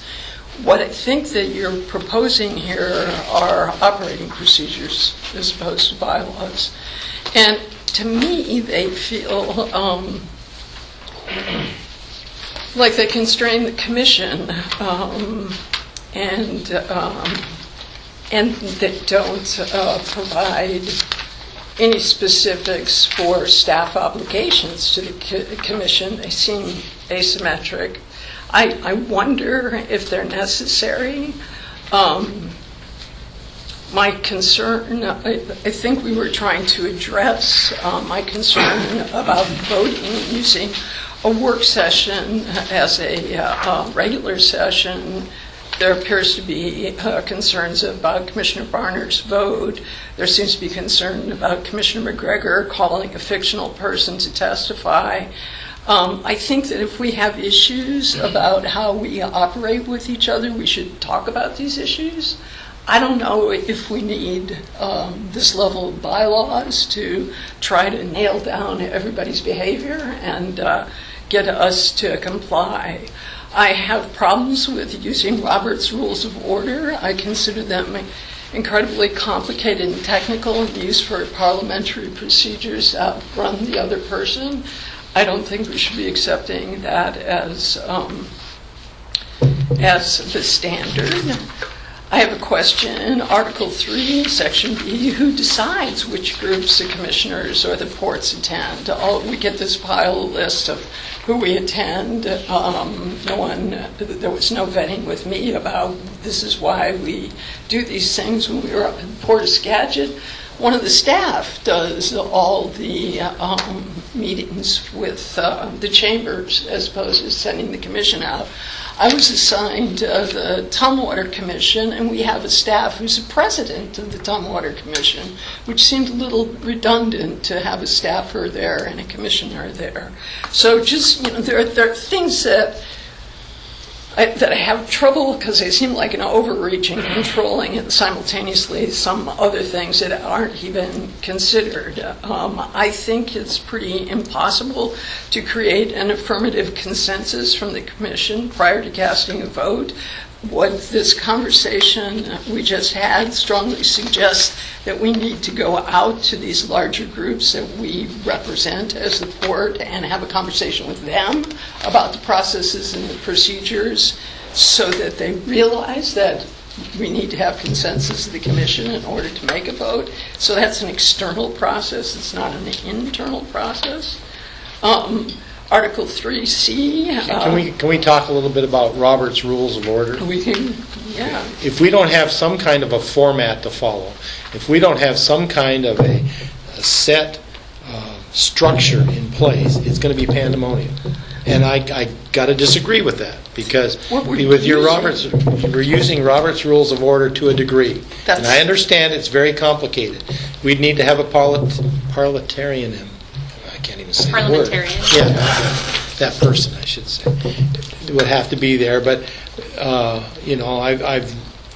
we've tried to, for years, that they've tried to use that as kind of the basis, knowing that, we change our public comment period from 30 minutes to whatever if it's a big issue and we want to get everybody in. And so that still allows us that leeway in here. But these regular meetings are to get the business of the port done. I'm not And- saying don't do what we are doing, but like going all the full-blown way, I think, is an overreach. So you don't want to do any bylaws or any kind of an operating procedure. You just want to leave it like it is. Is that what I'm understanding? The last sentence I just said to you was in relationship to Robert's Rules of Order, but in answer to their question, yeah, I probably would be inclined. There was an effort in 2004 to pass bylaws. It didn't happen. There's an effort now. If we're going to do this, I'd spend a whole lot more time on it. I have a bunch of stuff that I think that should be included in it. Basically, I guess what I'm saying is this draft doesn't work for me. Well, that's fine. This is why it's a draft. So I would appreciate if I could get a copy, and probably Commissioner Barner as well, get a copy of your comments so that we can see how they fit in here and see if we can't craft something that we can all agree on. What I'm going to do, I'm going to go to Skamania County. I'm going to take this with me and ask other commissioners if they have bylaws in their port.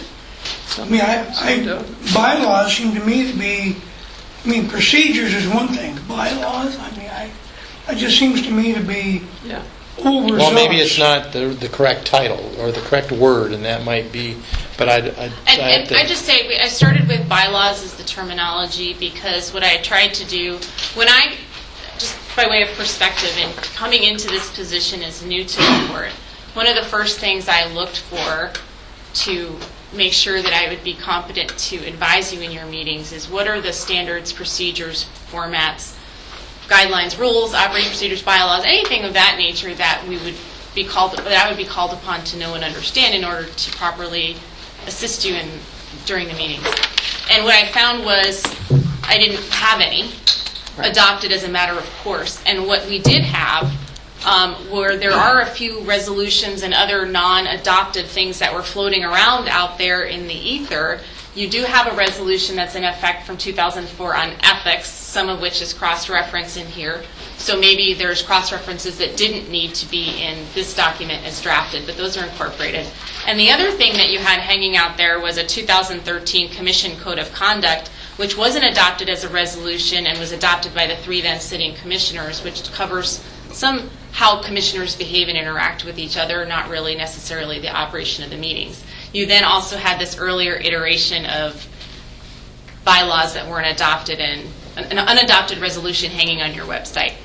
And so that was the kind of universe of documents that we started with. I don't think the name bylaws has any independent significance. I didn't view it that way. Operating procedures for meetings. I think you'll find that as you look at the way local governments operate, particularly in the county, when you go into their websites, you'll find that they have a common set of procedures that they apply to their meetings. And from my perspective, it's helpful to people who may not be familiar with how you operate or are new and engaging as a matter of public transparency to be able to see how the port is going to work, particularly on the meeting side. If you do nothing else other than look at how you adopt meeting procedures, that would, from my perspective, that would be very helpful. There's things in here that came from other documents that were incorporated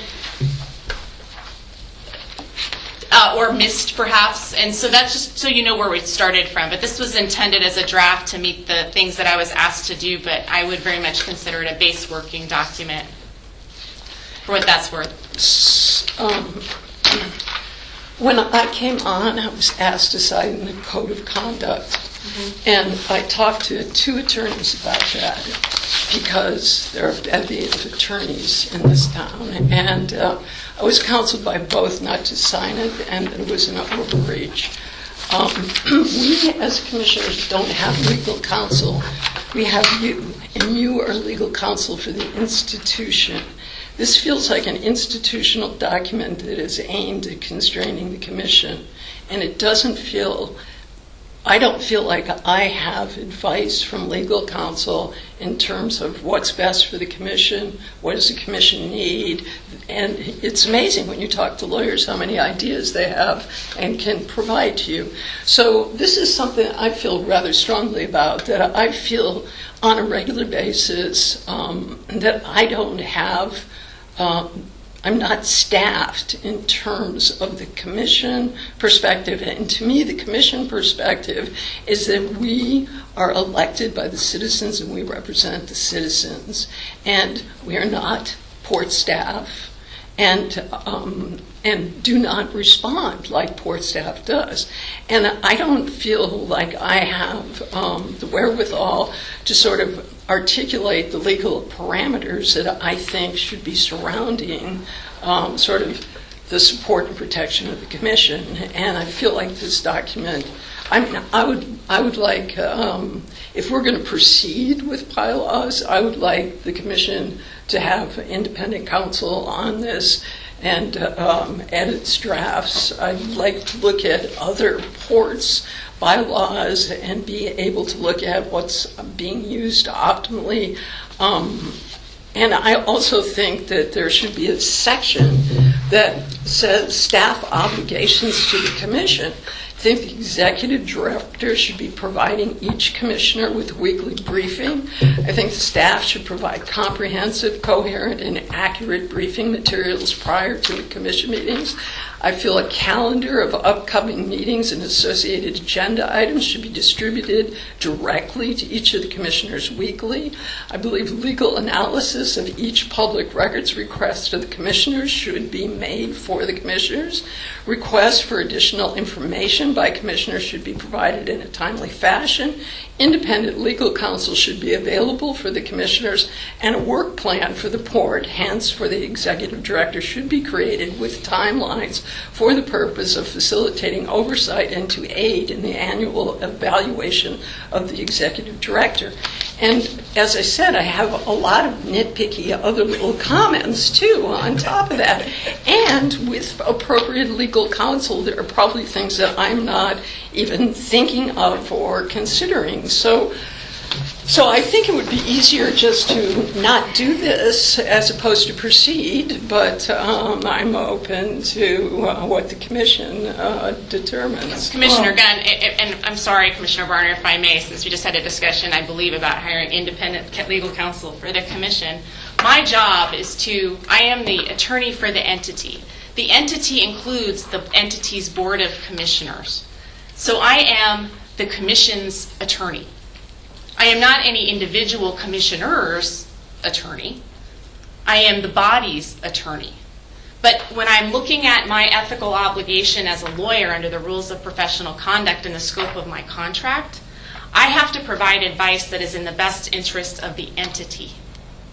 If there's specific questions about the obligation of created for a specific commissioner by a resolution or action, that's also a question I can answer. So I don't think that there can be a situation where the entity, the commission, who's the authorizing body for the port's actions, has a separate independent legal counsel from the entity that is the port itself. That has existed in previous documents and was referenced in one of our meetings with on the SEPA issues. Now that's a separate topic. I agree. In that situation, you have to, because you have a direct conflict of interest. So under the prior schematic, when you're talking about a SEPA appeal where the port commissioners are empowered to act in a quasi-judicial fashion and adjudicate an appeal, the appeal you're talking about adjudicating in that case is of a port decision, which presumably, hopefully, I would have advised the port in making. So I can't, on one hand, defend the port's action, which would be my role in that entity situation, and also simultaneously advise the commission about how to act in that appeal. That would be a direct conflict. I completely agree with you. If the commission adopts that principle for hearing adjudicative appeals, absolutely you have to have independent counsel. But that's a different situation than the day-to-day business of the port. From my perspective and the ethical and contractual obligation that I have. I am the commission's attorney, so if there are specific aspects of resolutions or other things that there's a question about what is the obligation of the individual commissioner as a legal matter, I'm happy to address those. I think there's a conflict of interest. I mean, if you just look at the code of conduct, say, for instance, you drafted that. I didn't. No, say, for instance, yes. you drafted that. And then I talk to attorneys who say, as a commissioner, this is not in your best interest. If you draft a document for the institution, are you going to give me separate advice not to sign it because it isn't in my best?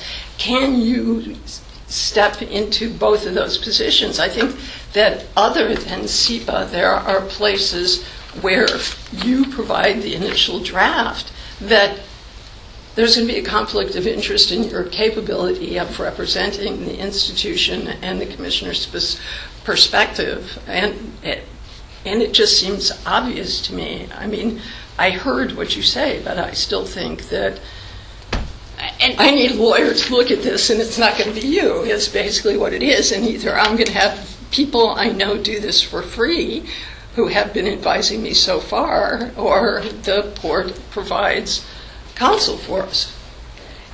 And at this point, I'm going to defer to port staff. For me, also being an attorney, I think what the paradigm you're sort of setting up presupposes that there will be a conflict between what you are looking for and what has been put forward in this draft, or what legal counsel has sort of done in what she believed to be the best interest of the court. Mm-hmm. And it's perfectly appropriate for you or the commission as a whole to say at that point, we've got concerns about this legal advice, this memo, this document you provided to us. Here's why I have concerns about it, and for her to answer those questions and perhaps redo the analysis. And if ultimately the commission says, thank you for the legal advice, but we are choosing not to take it, you always have that option. You always Absolutely. have that discretion. I think what I get concerned about when I hear you talk about going to outside advisors is there are times when the commission gets legal advice from the attorney, and technically that's a privilege. If the commission says, we'd like your legal advice on X, and Heather gives that, it's technically privilege, and the privilege belongs to the organization. And if one commissioner goes without the authority of the remaining commissioners to talk to somebody about what that legal advice is, you potentially just waive the privilege for the entire organization, and that may not have been an authorized waiver. So you've extrapolated to issues other than the code of conduct or the bylaws. Well, it's sort of, you were talking in general terms about it. Well, so I'm talking specifically about the code of conduct and these bylaws. And I guess as a first step, could we try having you raise the specific concerns and give them to Heather and ask her to respond to them? I don't know, at this point, I think I would vote to chuck the bylaws. Because I don't feel like, I would like outside advice. I would like advice from a commissioner's perspective. And I don't feel I see it in here. It seems like an attempt to tamp down specific behaviors, including public behaviors and eliminating public comment. There's a variety of things that make... How do we eliminate public comment? Eliminated... Where did we eliminate it? Public comment at our regular business meetings, they have 3 opportunities to provide public comment during that process. In the upfront portion, by making a rule that says we'll only have 30 minutes, and if there are more people, they're going to speak at the end of the meeting. So if those There's people also language in there that says we choose can abandon that rule so and make it extended. So why have a rule if you're going to choose to abandon it? I think it should be up to the discretion of the commission as it has That been. puts it up to the discretion of the commission. Yeah. It's just putting it in writing, and you don't like to put it in writing. So, I don't like these bylaws. well, that's certainly your opinion, Of course. and I respect that opinion. Thank you. But I would still like to see what your concerns are. I'd like to see if there isn't some way that we can incorporate your concerns into this document, call it what you want, operational procedures, meeting procedures, whatever you do, but it gives us a guideline and it gives us a structure of which we have to work under. Well, And I we- have no problem with the guideline. It just seems like this is overreaching. It makes it... It was done as a I mean, draft just bylaws. to get your input. If you have input, I'm glad to take it. It was just an attempt to get something going, a discussion. And this is what it's generated, is a discussion. So if you have issues you want to talk about and you have concerns, share with the rest of us so we can work on this document. This is not something we're going to be bringing next Monday, or it's going to take a while to put this together. So And so my response are just concerns to what I see. What I would like to do is research on other boards, good bylaws, get legal advice on how best to protect commissioners, what's overreaching, what's ridiculous in here, what's missing. why do we have to have an attorney tell us what's overreaching? I guess that's my question. Why Why do you can we have to have not? an attorney draft this? Because I wanted to make sure that the entity is being represented within this document. And I want to make sure the And when we get commission- done with the final document, if we decide that's what we want to do, fine. But I think we have to come to a final document that we can agree on. And if we never get there, we never get there. So the only way I'll provide comments is if I do a whole bunch of other research and fold it in to my thoughts of what I think this should look like. Because basically you put up a straw man, I provide a couple of edits, and we're going with the straw man. I would like to step back, look at the bigger picture, see what's really viable, and have them, as opposed to just like, I really don't like this and that and this, to be able to present something that I find is viable and acceptable, and that's going to take me some time to pull together. Fine. I said there's no deadline on when this Okay. has to go through. All right, I just assigned myself more work. I intend, like I said, to go to Skamania County and ask as many commissioners as I can buttonhole.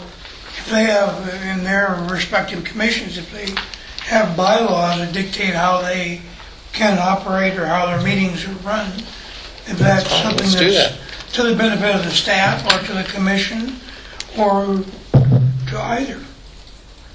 Because it just, for lack of a better term,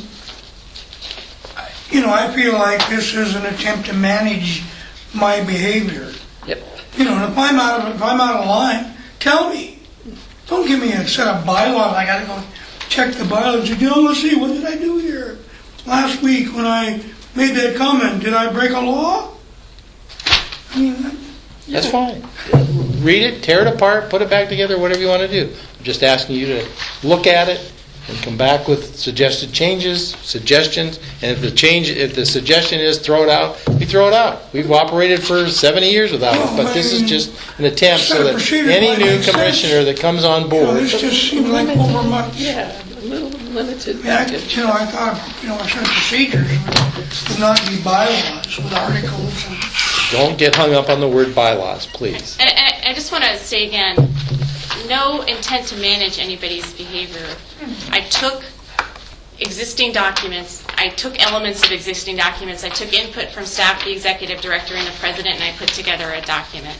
I just have to totally disagree with it. I think it's really clear that, like, Article 3B is about Commissioner Barner's behavior.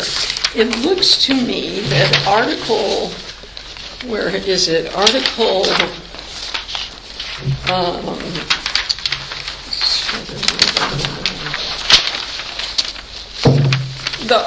there's an article that goes back to McGregor calling up Rod Tharp as the Grim Reaper, and the commissioners should not. And my PowerPoints are back in here again. And so to me that looks like specific behaviors. Where does it state about your PowerPoints? There's a mention that we should encourage transparency, as if PowerPoints aren't transparent. It irritates me to even see that phrase again, to facilitate. Where are you seeing that? The last page. Thank you. Sorry. And I find the one about you. Where's the one about you? It's not the one about me. It's about the fact that somebody comes in a costume, signs up as Grim Reaper, and then we have to call him up. They're required, I believe, by the sign-in sheet to put their real name down. And Is you know, that you not- could have just said that. I didn't know who it was. He wore a mask. How do you want me to tell? Take your mask off so I can tell you who you are. Oh, no. No, sign up. You be adult about it. Put your name down. If you want to wear the costume, fine. My I'll point call you up is, by the name that you when put you down. saw that, you could have said, "I'm not calling them." I didn't have the background to know that. Okay, but now you do. I do. That's I right. don't know if we need a But bylaws to whoever ossify replaces me on this commission may not know Know that. that. And he probably won't sit down and memorize the bylaws. Well, but he'll have something to go by. It'll be a structure to go by. That's my point. So, tear it up all you want. Okay. Get back to me. That's all I'm asking you to do.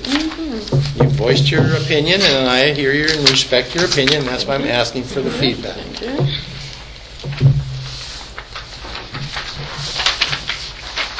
So, Thank you. I appreciate from both of you feedback on it. And if it's not something we want to do, we don't have to do it. The next item on our commission meeting agenda is a presentation by Commissioner Gunn on the agricultural. I'm going to gather my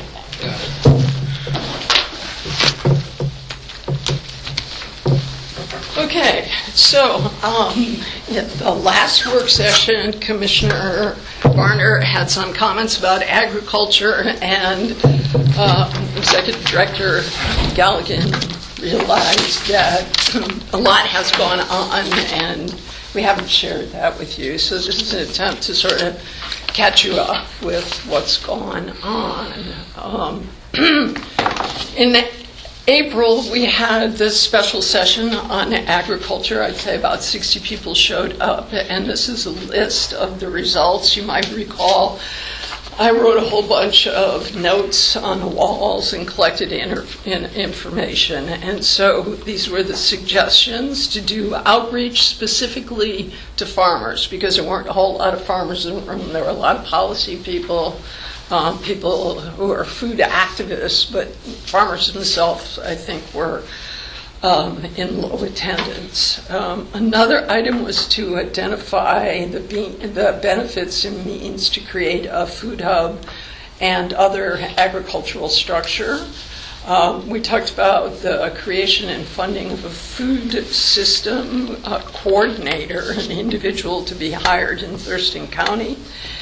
And Could you define for me food hub? I don't know what a food hub is. It may be very big, simple, but I don't know what it is. I didn't bring mine. I actually have a one-pager that I will give you or put in your mailbox. But Okay. basically, a food hub is a distribution and kind of logistics center. So you have a lot of little tiny farmers growing food, and they have one location where they can bring it. Usually it's associated with a cold storage facility. So it's not processing, it's just It could storage. be processing and cleaning. It depends on the parameters. And so it is a physical place that has usually at least one refrigerated truck. And so at that food hub, they can take orders. And from our trips up north to Skagit County and Snohomish, they have computerized systems where hospitals, school systems, restaurants can order, and the different little farmers can fill their orders and bring the food to a central hub for distribution. So what it does is it allows farmers to distribute their food far wider and not spend all the time. It concentrates the logistics into one activity as opposed to all the separate farms. And it's usually associated with some kind of storage facility, a cold storage, or a continuum from cold to just dry. Excuse me for interrupting you, I just had to get that out Yeah, no problem. of my head. So to create and fund also a food system coordinator for Thurston County, because there's so much interest in it and many different jurisdictions involved in trying to bring that all together with one staffer, and then also develop a regional strategic plan for agriculture, infrastructure, and economic development that includes the production side, the processing side, and the sales side. So those were the things that were written on the wall that people said, and these were, so as an outflow, the number one item, reach out specifically to farmers. On May 14th, the Port, in conjunction with WSU, had a farmer's breakfast at the historic Gates Schoolhouse in Rochester. And we invited this list of farms, and these are mid-sized produce farmers, and about a dozen showed up. And out of that group, the goal of the meeting was to facilitate a conversation about their infrastructure and assets needs. And the results were the farmers expressed a need for a business center, a food hub and related services, policy issue assistance, and research assistance. But the number 1 and 2 were far greater priorities than 3 and 4, which were mentioned more minorly. So everybody supported 1 and 2, but Yeah, a not so much couple 3 of and people 4. mentioned 3 and 4, but it wasn't as pressing. What's the business center? I'll get to that, the business center. So these were the needs that we would lump, that were outlined by the farmers, that we sort of lump under a business center. And the first one, the reason it starts with that is right now there's a group called Enterprise for Equity, who's sort of a business center and helps small farmers start. But they work with below poverty level people.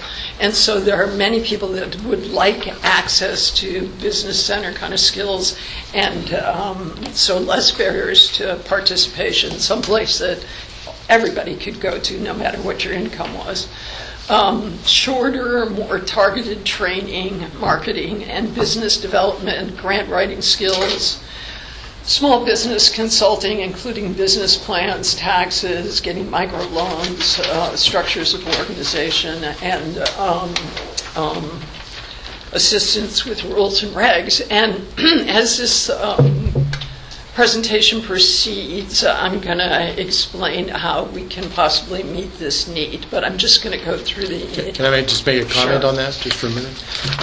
So the EDC has a small business resource center that they staff for people to, small businesses, and I don't know if there's a income requirement or what the requirements are, but, so is it something different than what's being Yes. offered?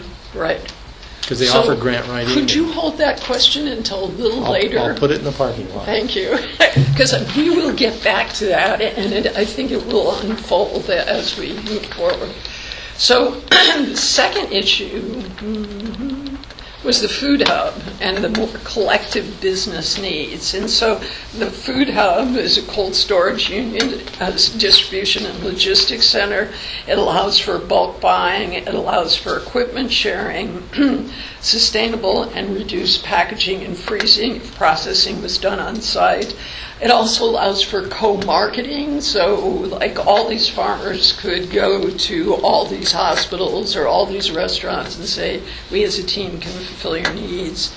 They talked about developing a farmers information blog. Also, there was some interest in a meat processing center and hub, which would probably be different or auxiliary to a produce food hub.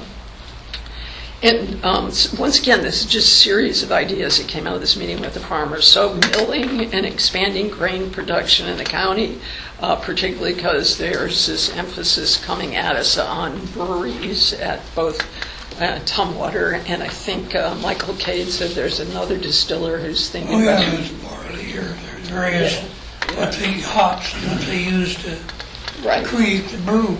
And so that this stuff should be grown in Thurston County as opposed to, that's the goal, to move more farmers into that market. There's also been real expressed interest in a community commercial kitchen, establishing a pool of skilled mechanics that they could share, and talking about ways to bring farmers' costs down. I think a food hub or sort of a collective relationship with farmers might also allow for sharing of insurance, like creating a pool of insurance for farmers instead of individual farmers. Yeah, group Group insurance. So on the policy issue side, the list included tax issues on small acreage farms, increased fuel efficiency of trucks, freight service, having a lobbyist to address agricultural issues, and access for land for nearby expansion. And research issues included improving participation with WSU extension, ag extension to increase the connection between researchers and farmers, what farmers need and what research is being done.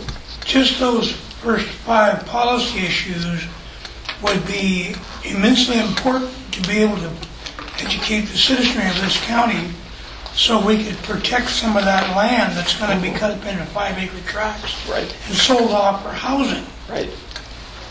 We don't have that expansion area for diversifying farm activities. We won't be able to feed ourselves. Right. So more, let me just get through this to the end, because Yeah. you'll be amazed at the possibilities. So on June 16th and 17th, a Monday and Tuesday, 3 of us from this board, including Jeff Smith, Mike Reed, and myself, along with Lucas Patzik from WSU, drove up to first Snohomish County, Everett, and then Skagit, and met with the following 4 groups. We met with Linda Nunzik, who is a farmer, who is also Snohomish County's Economic Development Division's agricultural coordinator. And we met with WSU's Agricultural Research Station at Mount Vernon and the Northwest Agricultural Business Center. So this is the business center in the northern part of the region that really just deals with ag kind of business needs. And then we met with the Port of Skagit. So what we learned from Linda Nunzik in Snohomish County was that in 2004, they pulled together a Focus on Farming conference. 350 farmers, ranchers, and growers attended. And they have that conference every year subsequently. But what it did was it resulted in a working group. A working group came out of that, and they produced an agricultural action plan that enhanced the region. Its goal was to enhance the regional agricultural economy. And they also developed an agricultural economic development action team and agenda. And so, and as a result, this position was created. She was one of the initial farmers that went to this conference and now is the ag coordinator for economic development in Snohomish County. And the idea was to expand agriculture and support the farms out there. That day we toured a food hub in Everett that's under construction. And as she said to us, every food hub is different. No food hub looks the same. It sort of depends on your finances and the people that are coming together. Their food hub was over the top in terms of, I think it's a fellow from India with, what is the business? You're getting a green card or a visa. It's an EB-5 program? EB-5 program. So invest massive quantities of money. Like Maddox. Yes. And so what this fellow is doing is building a 5-story building. The top 4 stories will be apartment complexes, and the bottom story is a restaurant, a farmer's market, a food hub with a truck launch out in the back, and a processing center.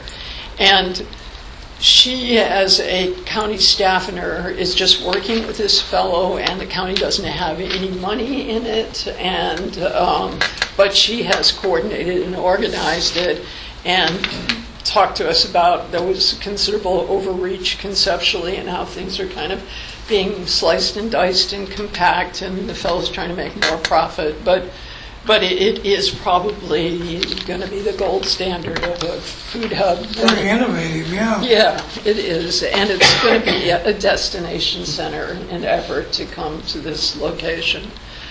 Then she took us on a tour of this Cathcart grain facility, was adjacent to a landfill, and was using the methane off the landfill to process grain. And it was huge. It was a large investment, and it's not actively being used at this time. And I think that was because gas prices didn't soar as much as they thought they were going to soar, and they were going to use it for biofuels. But we were there and we looked at it. We also toured the Mount Vernon Bread Lab and research station. And then we had the opportunity to meet with staff of the Port of Skagit. And we started out today at the port, and they hosted a briefing with the Northwest Agricultural Business Centers. Oh, thank you. Northwest Business Centers Executive Director and Marketing Director. And so basically, I think what the farmers down here would like is a satellite, like a South Sound chapter of the Northwest Agricultural Business Center. Right now, they have a staff of 8. Their initial funding came from the state legislature. They've got grant funding to hold it together. And they have a whole variety of services that we could use as a template and models, and they could bring people down here for training and just get us launched. So their programs include client services in terms of business development, creating market opportunities, identifying and or creating infrastructure, rural co-op developments, food hub developments, cider culture, ag processing initiative, equipment rentals. They even have a mobile poultry slaughtering or processing unit, and they talk about their transition to value added. The food hub they talked about is really started out as just a computer program, and I think working between people who wanted to buy the food and the farmers. And at first, I think they all collected under a bridge in Mount Vernon to deliver the food to one stop and put it in a truck. Now they've identified 3 farms, and people will bring their food to a farm, but it has evolved, and they've gotten grants for refrigerator trucks and are coordinating this with the farms. So transition to value added means some processing. Yeah, working on that too. And that's all these 8 people do. So the next thing is we visited the Port of Skagit. The Port of Skagit was formed in 1964 to support agriculture. The 3 commissioners are all farmers, so it is an intense agricultural perspective. We toured and visited Viva Farms. The port actually owns 33 acres of land that they lease out to farmers as incubators, and they operate a farm stand right out on the corner. Yeah, it's kind of cool. And many of these people are of Hispanic descent, because these are the people that have moved up there to work in the fields, and they're trying to work their way into their own farms. So there's a lot of support for minorities. We also, this was probably one of the coolest things, we went to visit the Skagit Valley Malting Facility, which is in a port-owned building. And there was a retired, looked pretty wealthy gentleman who was a computer whiz and did 3 computer startup companies. And when he retired, he and his computer whiz buddies decided they wanted to do a malting facility. And because there's the Mount Vernon Research Center on grains, these guys have, and correct me, Mike, if I'm not characterizing this right, but they've created this equipment, and they can heat grains. Different grains have different heating temperatures. They can computerize this all, and they can create specialty malts from different flavors, different grains. So the residue from this, he was suggesting, could be used in breads so that you can match the flavor of your whiskey to your bread. So when you break bread, you could be drinking and eating all the same Yeah, stuff. same grains, but it looked like a robust business, and the port's facilitating it. Did you get any samples? Or? No. Oh. Well, no, we got to chew on grains. Slightly malted. Yeah, which wasn't too delightful. And then we went to From the Farm Commercial Kitchens, which is a port-owned building that they built out a commercial kitchen. Two precious little women in aprons with strawberries on it greeted us. And the port did not want to manage this operation with all these different people coming and going. And so what they did is they leased the entire facility to these two women who use it part of the time for a strawberry shortcake production facility, and we all got strawberry shortcake, and it was pretty lavish. But then they're responsible for coordinating the leasing of the operation with other people. Some people come in at night, some people come in on different days. But so no doubt they probably charge overhead for that service. But so those were the things that we saw at the Port of Skagit, and they were charming folks. So in terms of next steps in conversations that I continue to have with my little team, which is Lucas Patzik and Peter Witt, the two people that presented at that special session, is trying to move forward on creating a business center down here. And we've written a draft position description for a food, as part of it, food system coordinator, and which could be housed at WSU, funded, the question is possibly funded by the legislature. I think that document, you gave me a copy of those 8 pages of briefing. That was from TRPC. Yeah, supposedly Karen Parkhurst and Lucas and Wilcox has talked, and Wilcox is willing to take a request to the legislature to fund this position. And so to try to get that position funded, and then the second thing sort of under the business center is to create this South Sound satellite to the Northwest Business Center, which of course will take funding.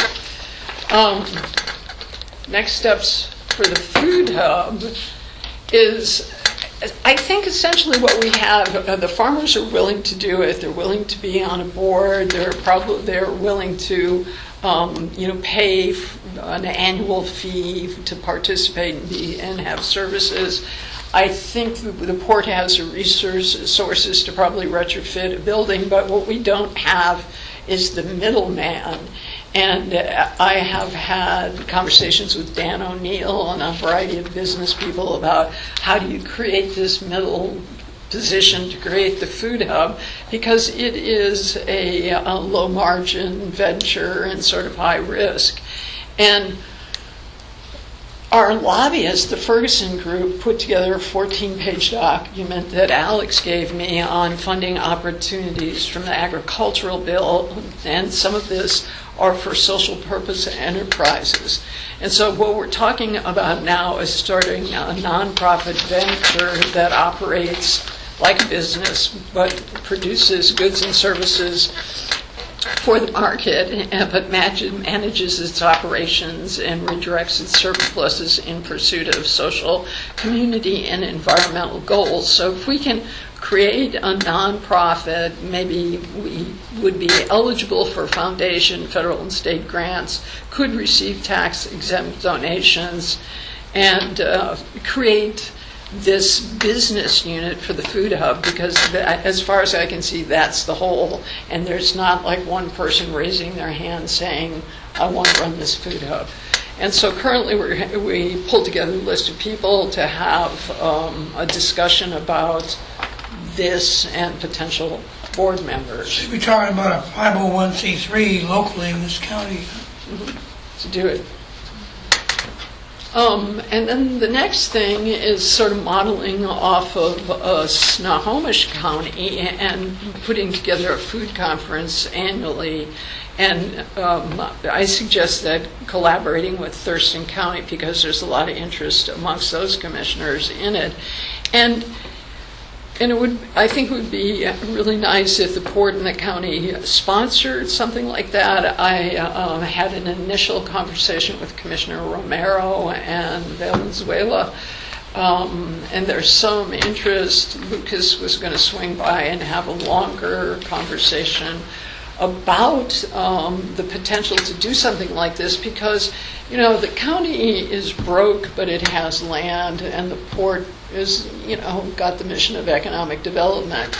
So, you know, I don't know exactly. And the county also has a work plan, but it's more kind of about conservation. It does not have the economic development emphasis that our organization has. So the idea of sort of pulling together a conference, having a discussion about economic needs, getting a team together, and then maybe between our jurisdictions determine if there's some kind of MOU we could come together with related to agriculture and support the community. So this is a possibility that I throw out. I think an idea that's ready for the port now, but it would require leadership on the senior business manager's desk, is to start a commercial kitchen. There are a whole bunch of people interested. I think there are people who would lease it. I don't know what it would take for us to actually pull this together. I know the Friends of the Farmers Market are trying to raise money for one, and maybe, you know, there could be contributions or matches. The Farmers Market Association has talked about one. The question was, is the Olympia Downtown Development Group, involved? I know Enterprise for Equity has talked about it. So it's a need, and from what I saw at Skagit, it's a way to make money. It's Well, it would be profitable. countywide, not just Olympia. Well, Sounds like. it depends on, like, from what Lucas has said, when he talks to people who are producing food products, they would like something downtown. The question is, do you need more than one commercial kitchen? And I think part of it would be a survey of who you could get to lease in downtown, maybe in South County. Well, some of that could be hydroponics. Well, a kitchen is a kitchen. A Yeah. kitchen is a stove, and it's producing products or freeze drying or something like that. So that's, I think, an idea that's ready, and if we want to chew on it, people would be grateful. And then the only other idea that's ready is, and it's a minor deal, is WSU has asked us to co-sponsor the Cascadia Grain Conference, which is coming up. The port has supported this mutual partnership to create a craft brewing and distilling center, so I think it's aligns. I think they're requesting $3,000, and they filled out the form that we've created, and I just throw that out because that is on the horizon. And so That'll probably come through in the 15 but for consideration. I think it's like January of 15 is when the conference is. So the end, or really, is it the beginning of port-supported agriculture in Thurston County? That's my report. Thank you. Welcome. So I parking lot the SBRC. Yes. So in the numerous conversations we've had with Michael Cade, is he, and the farmers too, is that his group does not have the agricultural skill set. background. And Michael Cade is one of the nicest guys on the planet, and he'll always say, yeah, I'm going to do it. But the bottom line is Michael Cade's overextended with all the things that he is doing and trying to pull off, and it's just not going to happen. And it's the same conversation we would have at Steady. We'd go down to Steady and talk about the agricultural emphasis, but the EDC sort of started that, and it is more of a storefront emphasis. It's not an ag emphasis. And I think being a satellite to this Northwest Ag Business Center, where it's really, they got the background, they got the information, and they specifically serve that ag need, is better. Mr. President, what was that acronym you mentioned? SBRC, Small Business Resource Center. SBRC. It's a part of the Part of the EDC. Yeah. Small Business Resource Center. Resource. It's housed at the EDC. They do business coaching, Yeah. strategic plan, creating for Business businesses, plans, all that business stuff. plans, things like that. But as the commissioner had said, Mr. Gunn said, they don't have a specific agriculture subset. And so I think that what Commissioner Gunn is pointing out is there might be a gap there. There's a skill set gap that might be needed. Yeah, and I think, organization can spread itself too thin, and I just don't think it's probably, I think we can pull in specialty. Yeah, no, I think, so what does it take to build a commercial kitchen? Can we do that? Money? Money? Well, I'll tell you from my perspective in terms of if this were to be an initiative that I would work forward on is I don't think that myself or any of the staff here know enough about commercial kitchens in terms of, and I don't even know, frankly, in terms of in Thurston County, we know that there's a need, but we don't know what's already existing.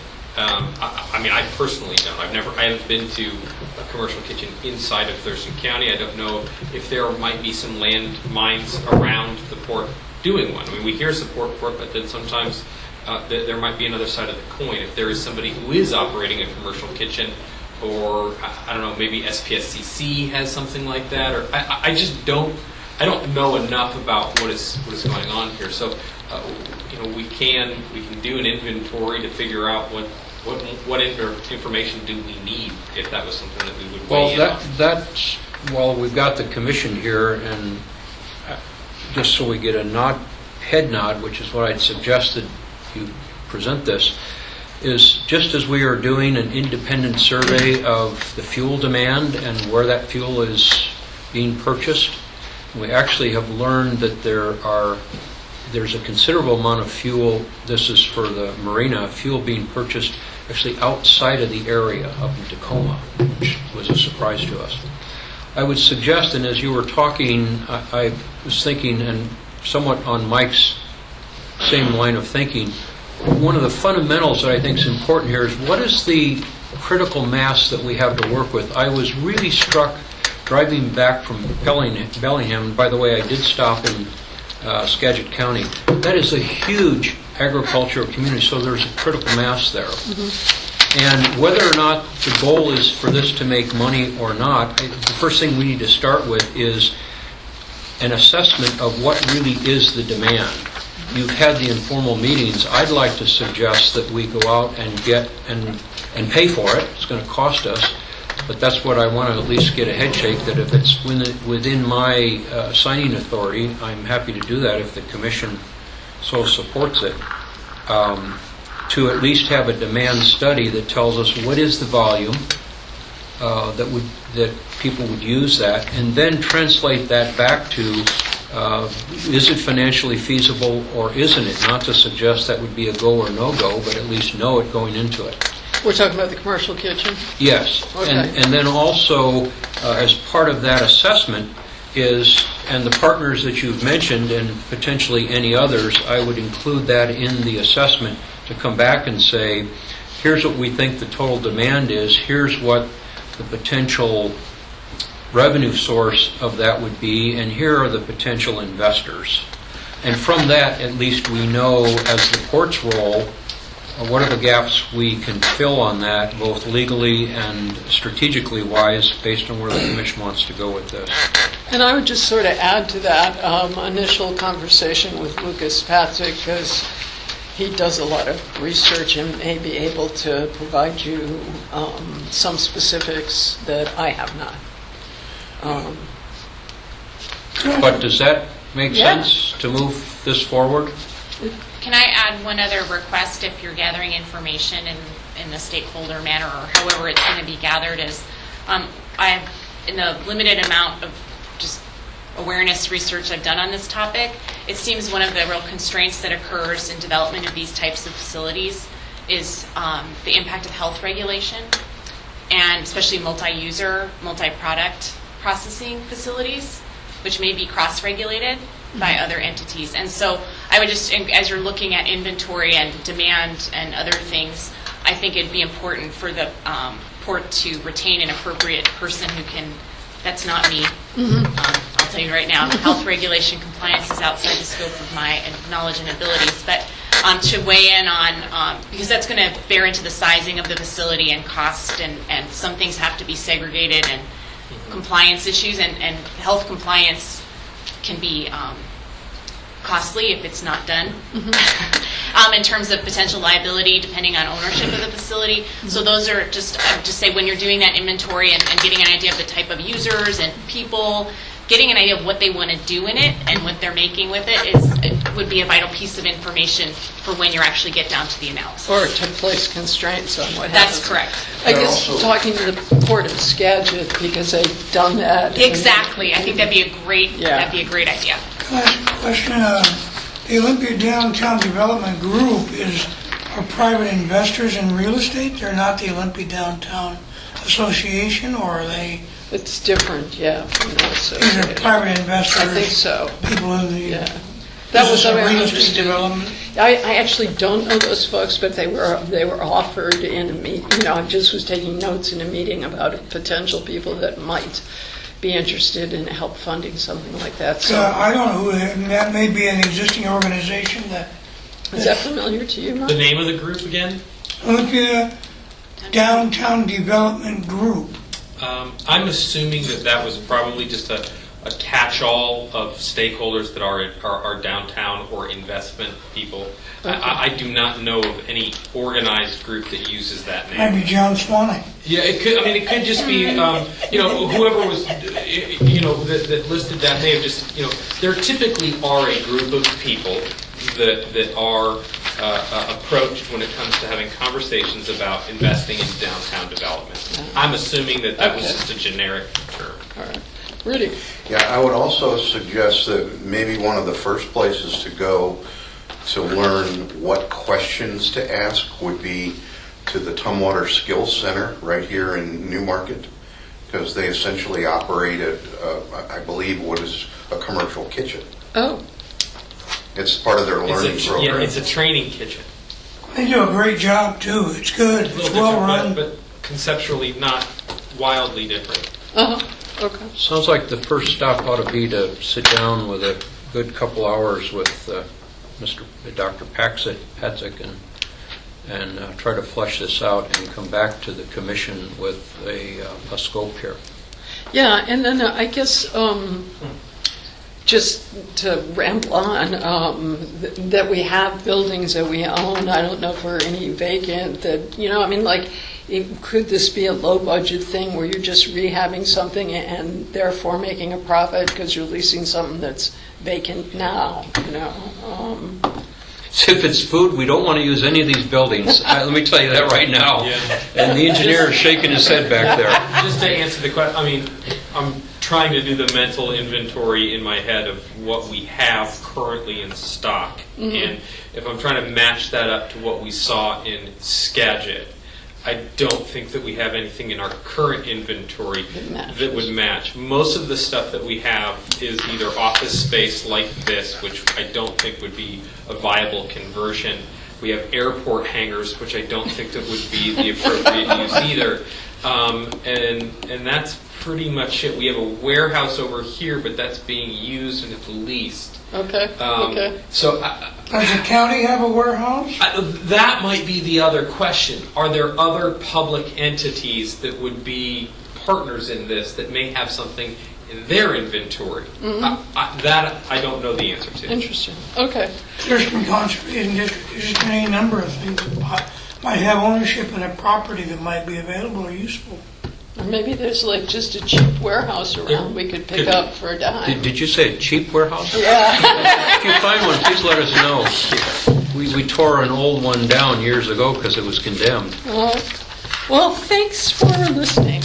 And thanks for So the support. I'm not hearing any opposition to at least us spending some time internally here to get back to you with seeing how we can potentially implement what That'd you're be great. suggesting. All right? Okay, good. The last item that we need to have discussion on is the letter that we're going to be sending back to the city based on their comprehensive plan update. I think the cutoff date is the 22nd? No. The written. We already had the 22nd. Yeah, no, It's the written comment date, the public hearing was Tuesday evening. I know I saw Commissioner Gunn and Commissioner Barner in the overflow, yet cooler seating out in front of the Yes. city council chambers. Watching the video. Watching the video, and I know that Mike testified. The written comment is due by August the 5th, but due to, I know Commissioner Gunn was going to be out of town, based on direction from Monday's meeting, we did prepare a comment letter incorporating the specific references, which was emailed to you shortly before today's meeting. So that's what Commissioner McGregor has in front of him, as well as provided to you. So needless to say, I haven't read it yet. And I figure it's pretty cut and dried. I'll read it It goes by into, tomorrow. yeah, it goes into some detail, and as Heather's mentioned, it is thematically what we had talked in more detail from our last meeting. There are concerns about the comp plan's connection to the SMP. There's connections with, or just the general sort of tone of the comp plan. But it is not as nuanced, if you will, as some of the SMP letters that we had done before. Is there like a specific request or something that's a make or break, or? So the draft does include some specific language requests. I think the one that's important, particularly in light of the information you got from Anacortes today in the context of your potential planning exercises, is that the draft comprehensive plan for the city did not expressly incorporate any of the port's planning documents. That language was removed. As a technical matter, I don't think it's legally appropriate for the city to, in their growth management document, incorporate the port's planning documents. However, we've proposed language that would have a policy that ensures coordination between the two entities and resolution of conflict. So we've suggested that specific language. And then we've offered two other specific suggestions pertaining to resolving conflicts with the Shoreline Master Program. And then we have a matrix at the back that has a couple of other technical comments, and then where we discuss use of prescriptive language like require and prohibit. The very last line of the matrix table just provides some examples where we think language could be softened in the plan to provide some flexibility for the future development of the port's properties. So that's the extent of the detail. What I'd say is, if the commission wanted to engage in further discussion or take some other action than was previously discussed, then I think that would need to occur in an open public meeting. If the letter is just going to be taken, reviewed, and signed without further discussion or amongst the commissioners, then that's not necessarily the case. One thing that I think Heather was really careful to do in this is the one thing that from a staff person that I think is very helpful is when you take that shot of, oh, we don't like this language, but then there isn't anything offered as a potential change. Alternative. Yeah, so what Heather has done is she mentioned this matrix that is in the back where, yes, there are certain things where they may use overly prescriptive language, and that's just noted, but then there's other points where it says, hey, this paragraph, you're saying it this way, it might be said better this way. You're not going to see, it's not dramatic. It's not, but what we're trying to provide in this is alternative language so that they can see something as opposed to us just lobbing a complaint in the room and saying, you go figure it out. So that's what you see. Okay. And so the other suggestion is that since Commissioner Gunn's going to be leaving tomorrow on vacation, is that, or sometime, maybe Saturday, I don't know, whenever you're leaving, I'm around tomorrow. is that if you have any comments, that maybe you get them back to Heather or add. But anyway, I am comfortable with what I read, but I would suggest that because depending on when we can get those corrections made and getting us all in there to sign, I think that it would be more appropriate to have Ed sign it, because Oh, I see what you're saying. by the time they get the letter done, ready for signature, you may be gone, and so that would be my suggestion, is to let Ed sign it off.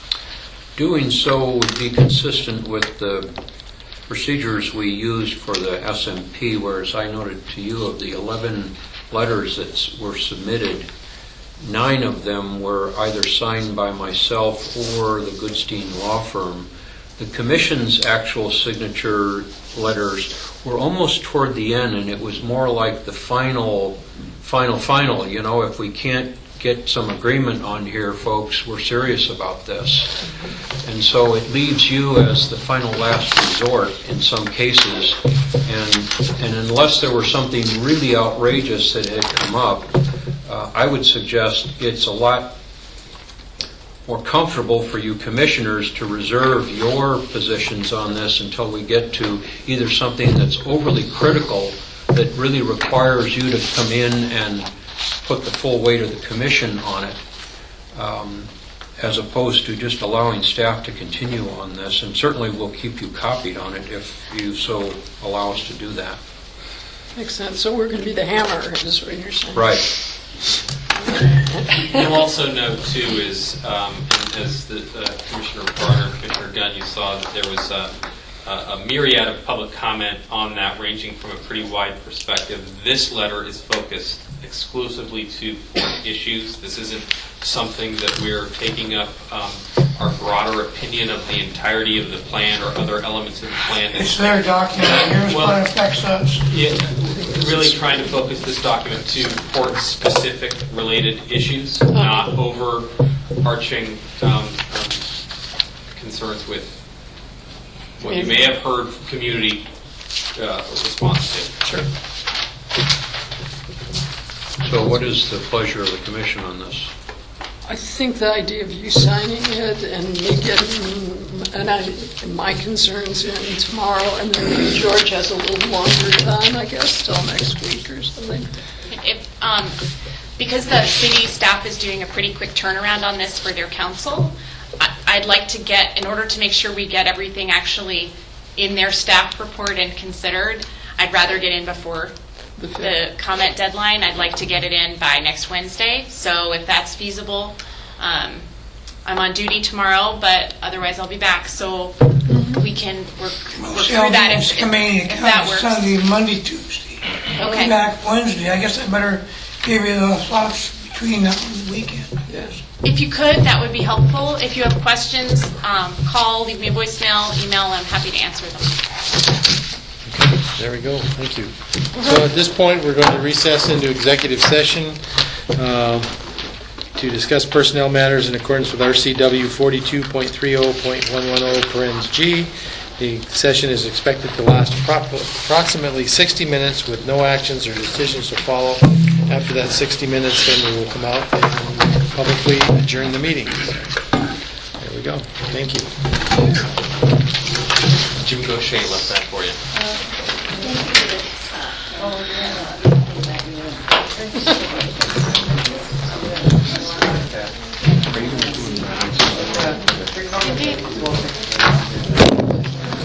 You want this back?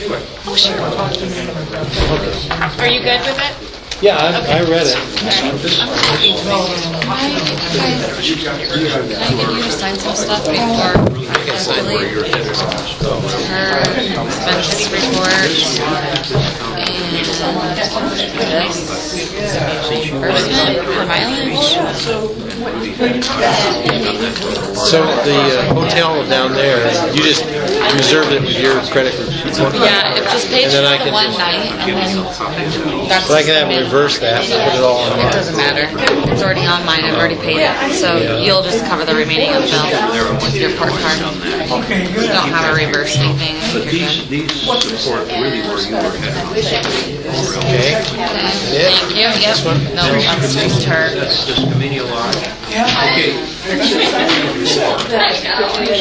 24 gets you on the bridge of the gods. It won't say that, but exit 24.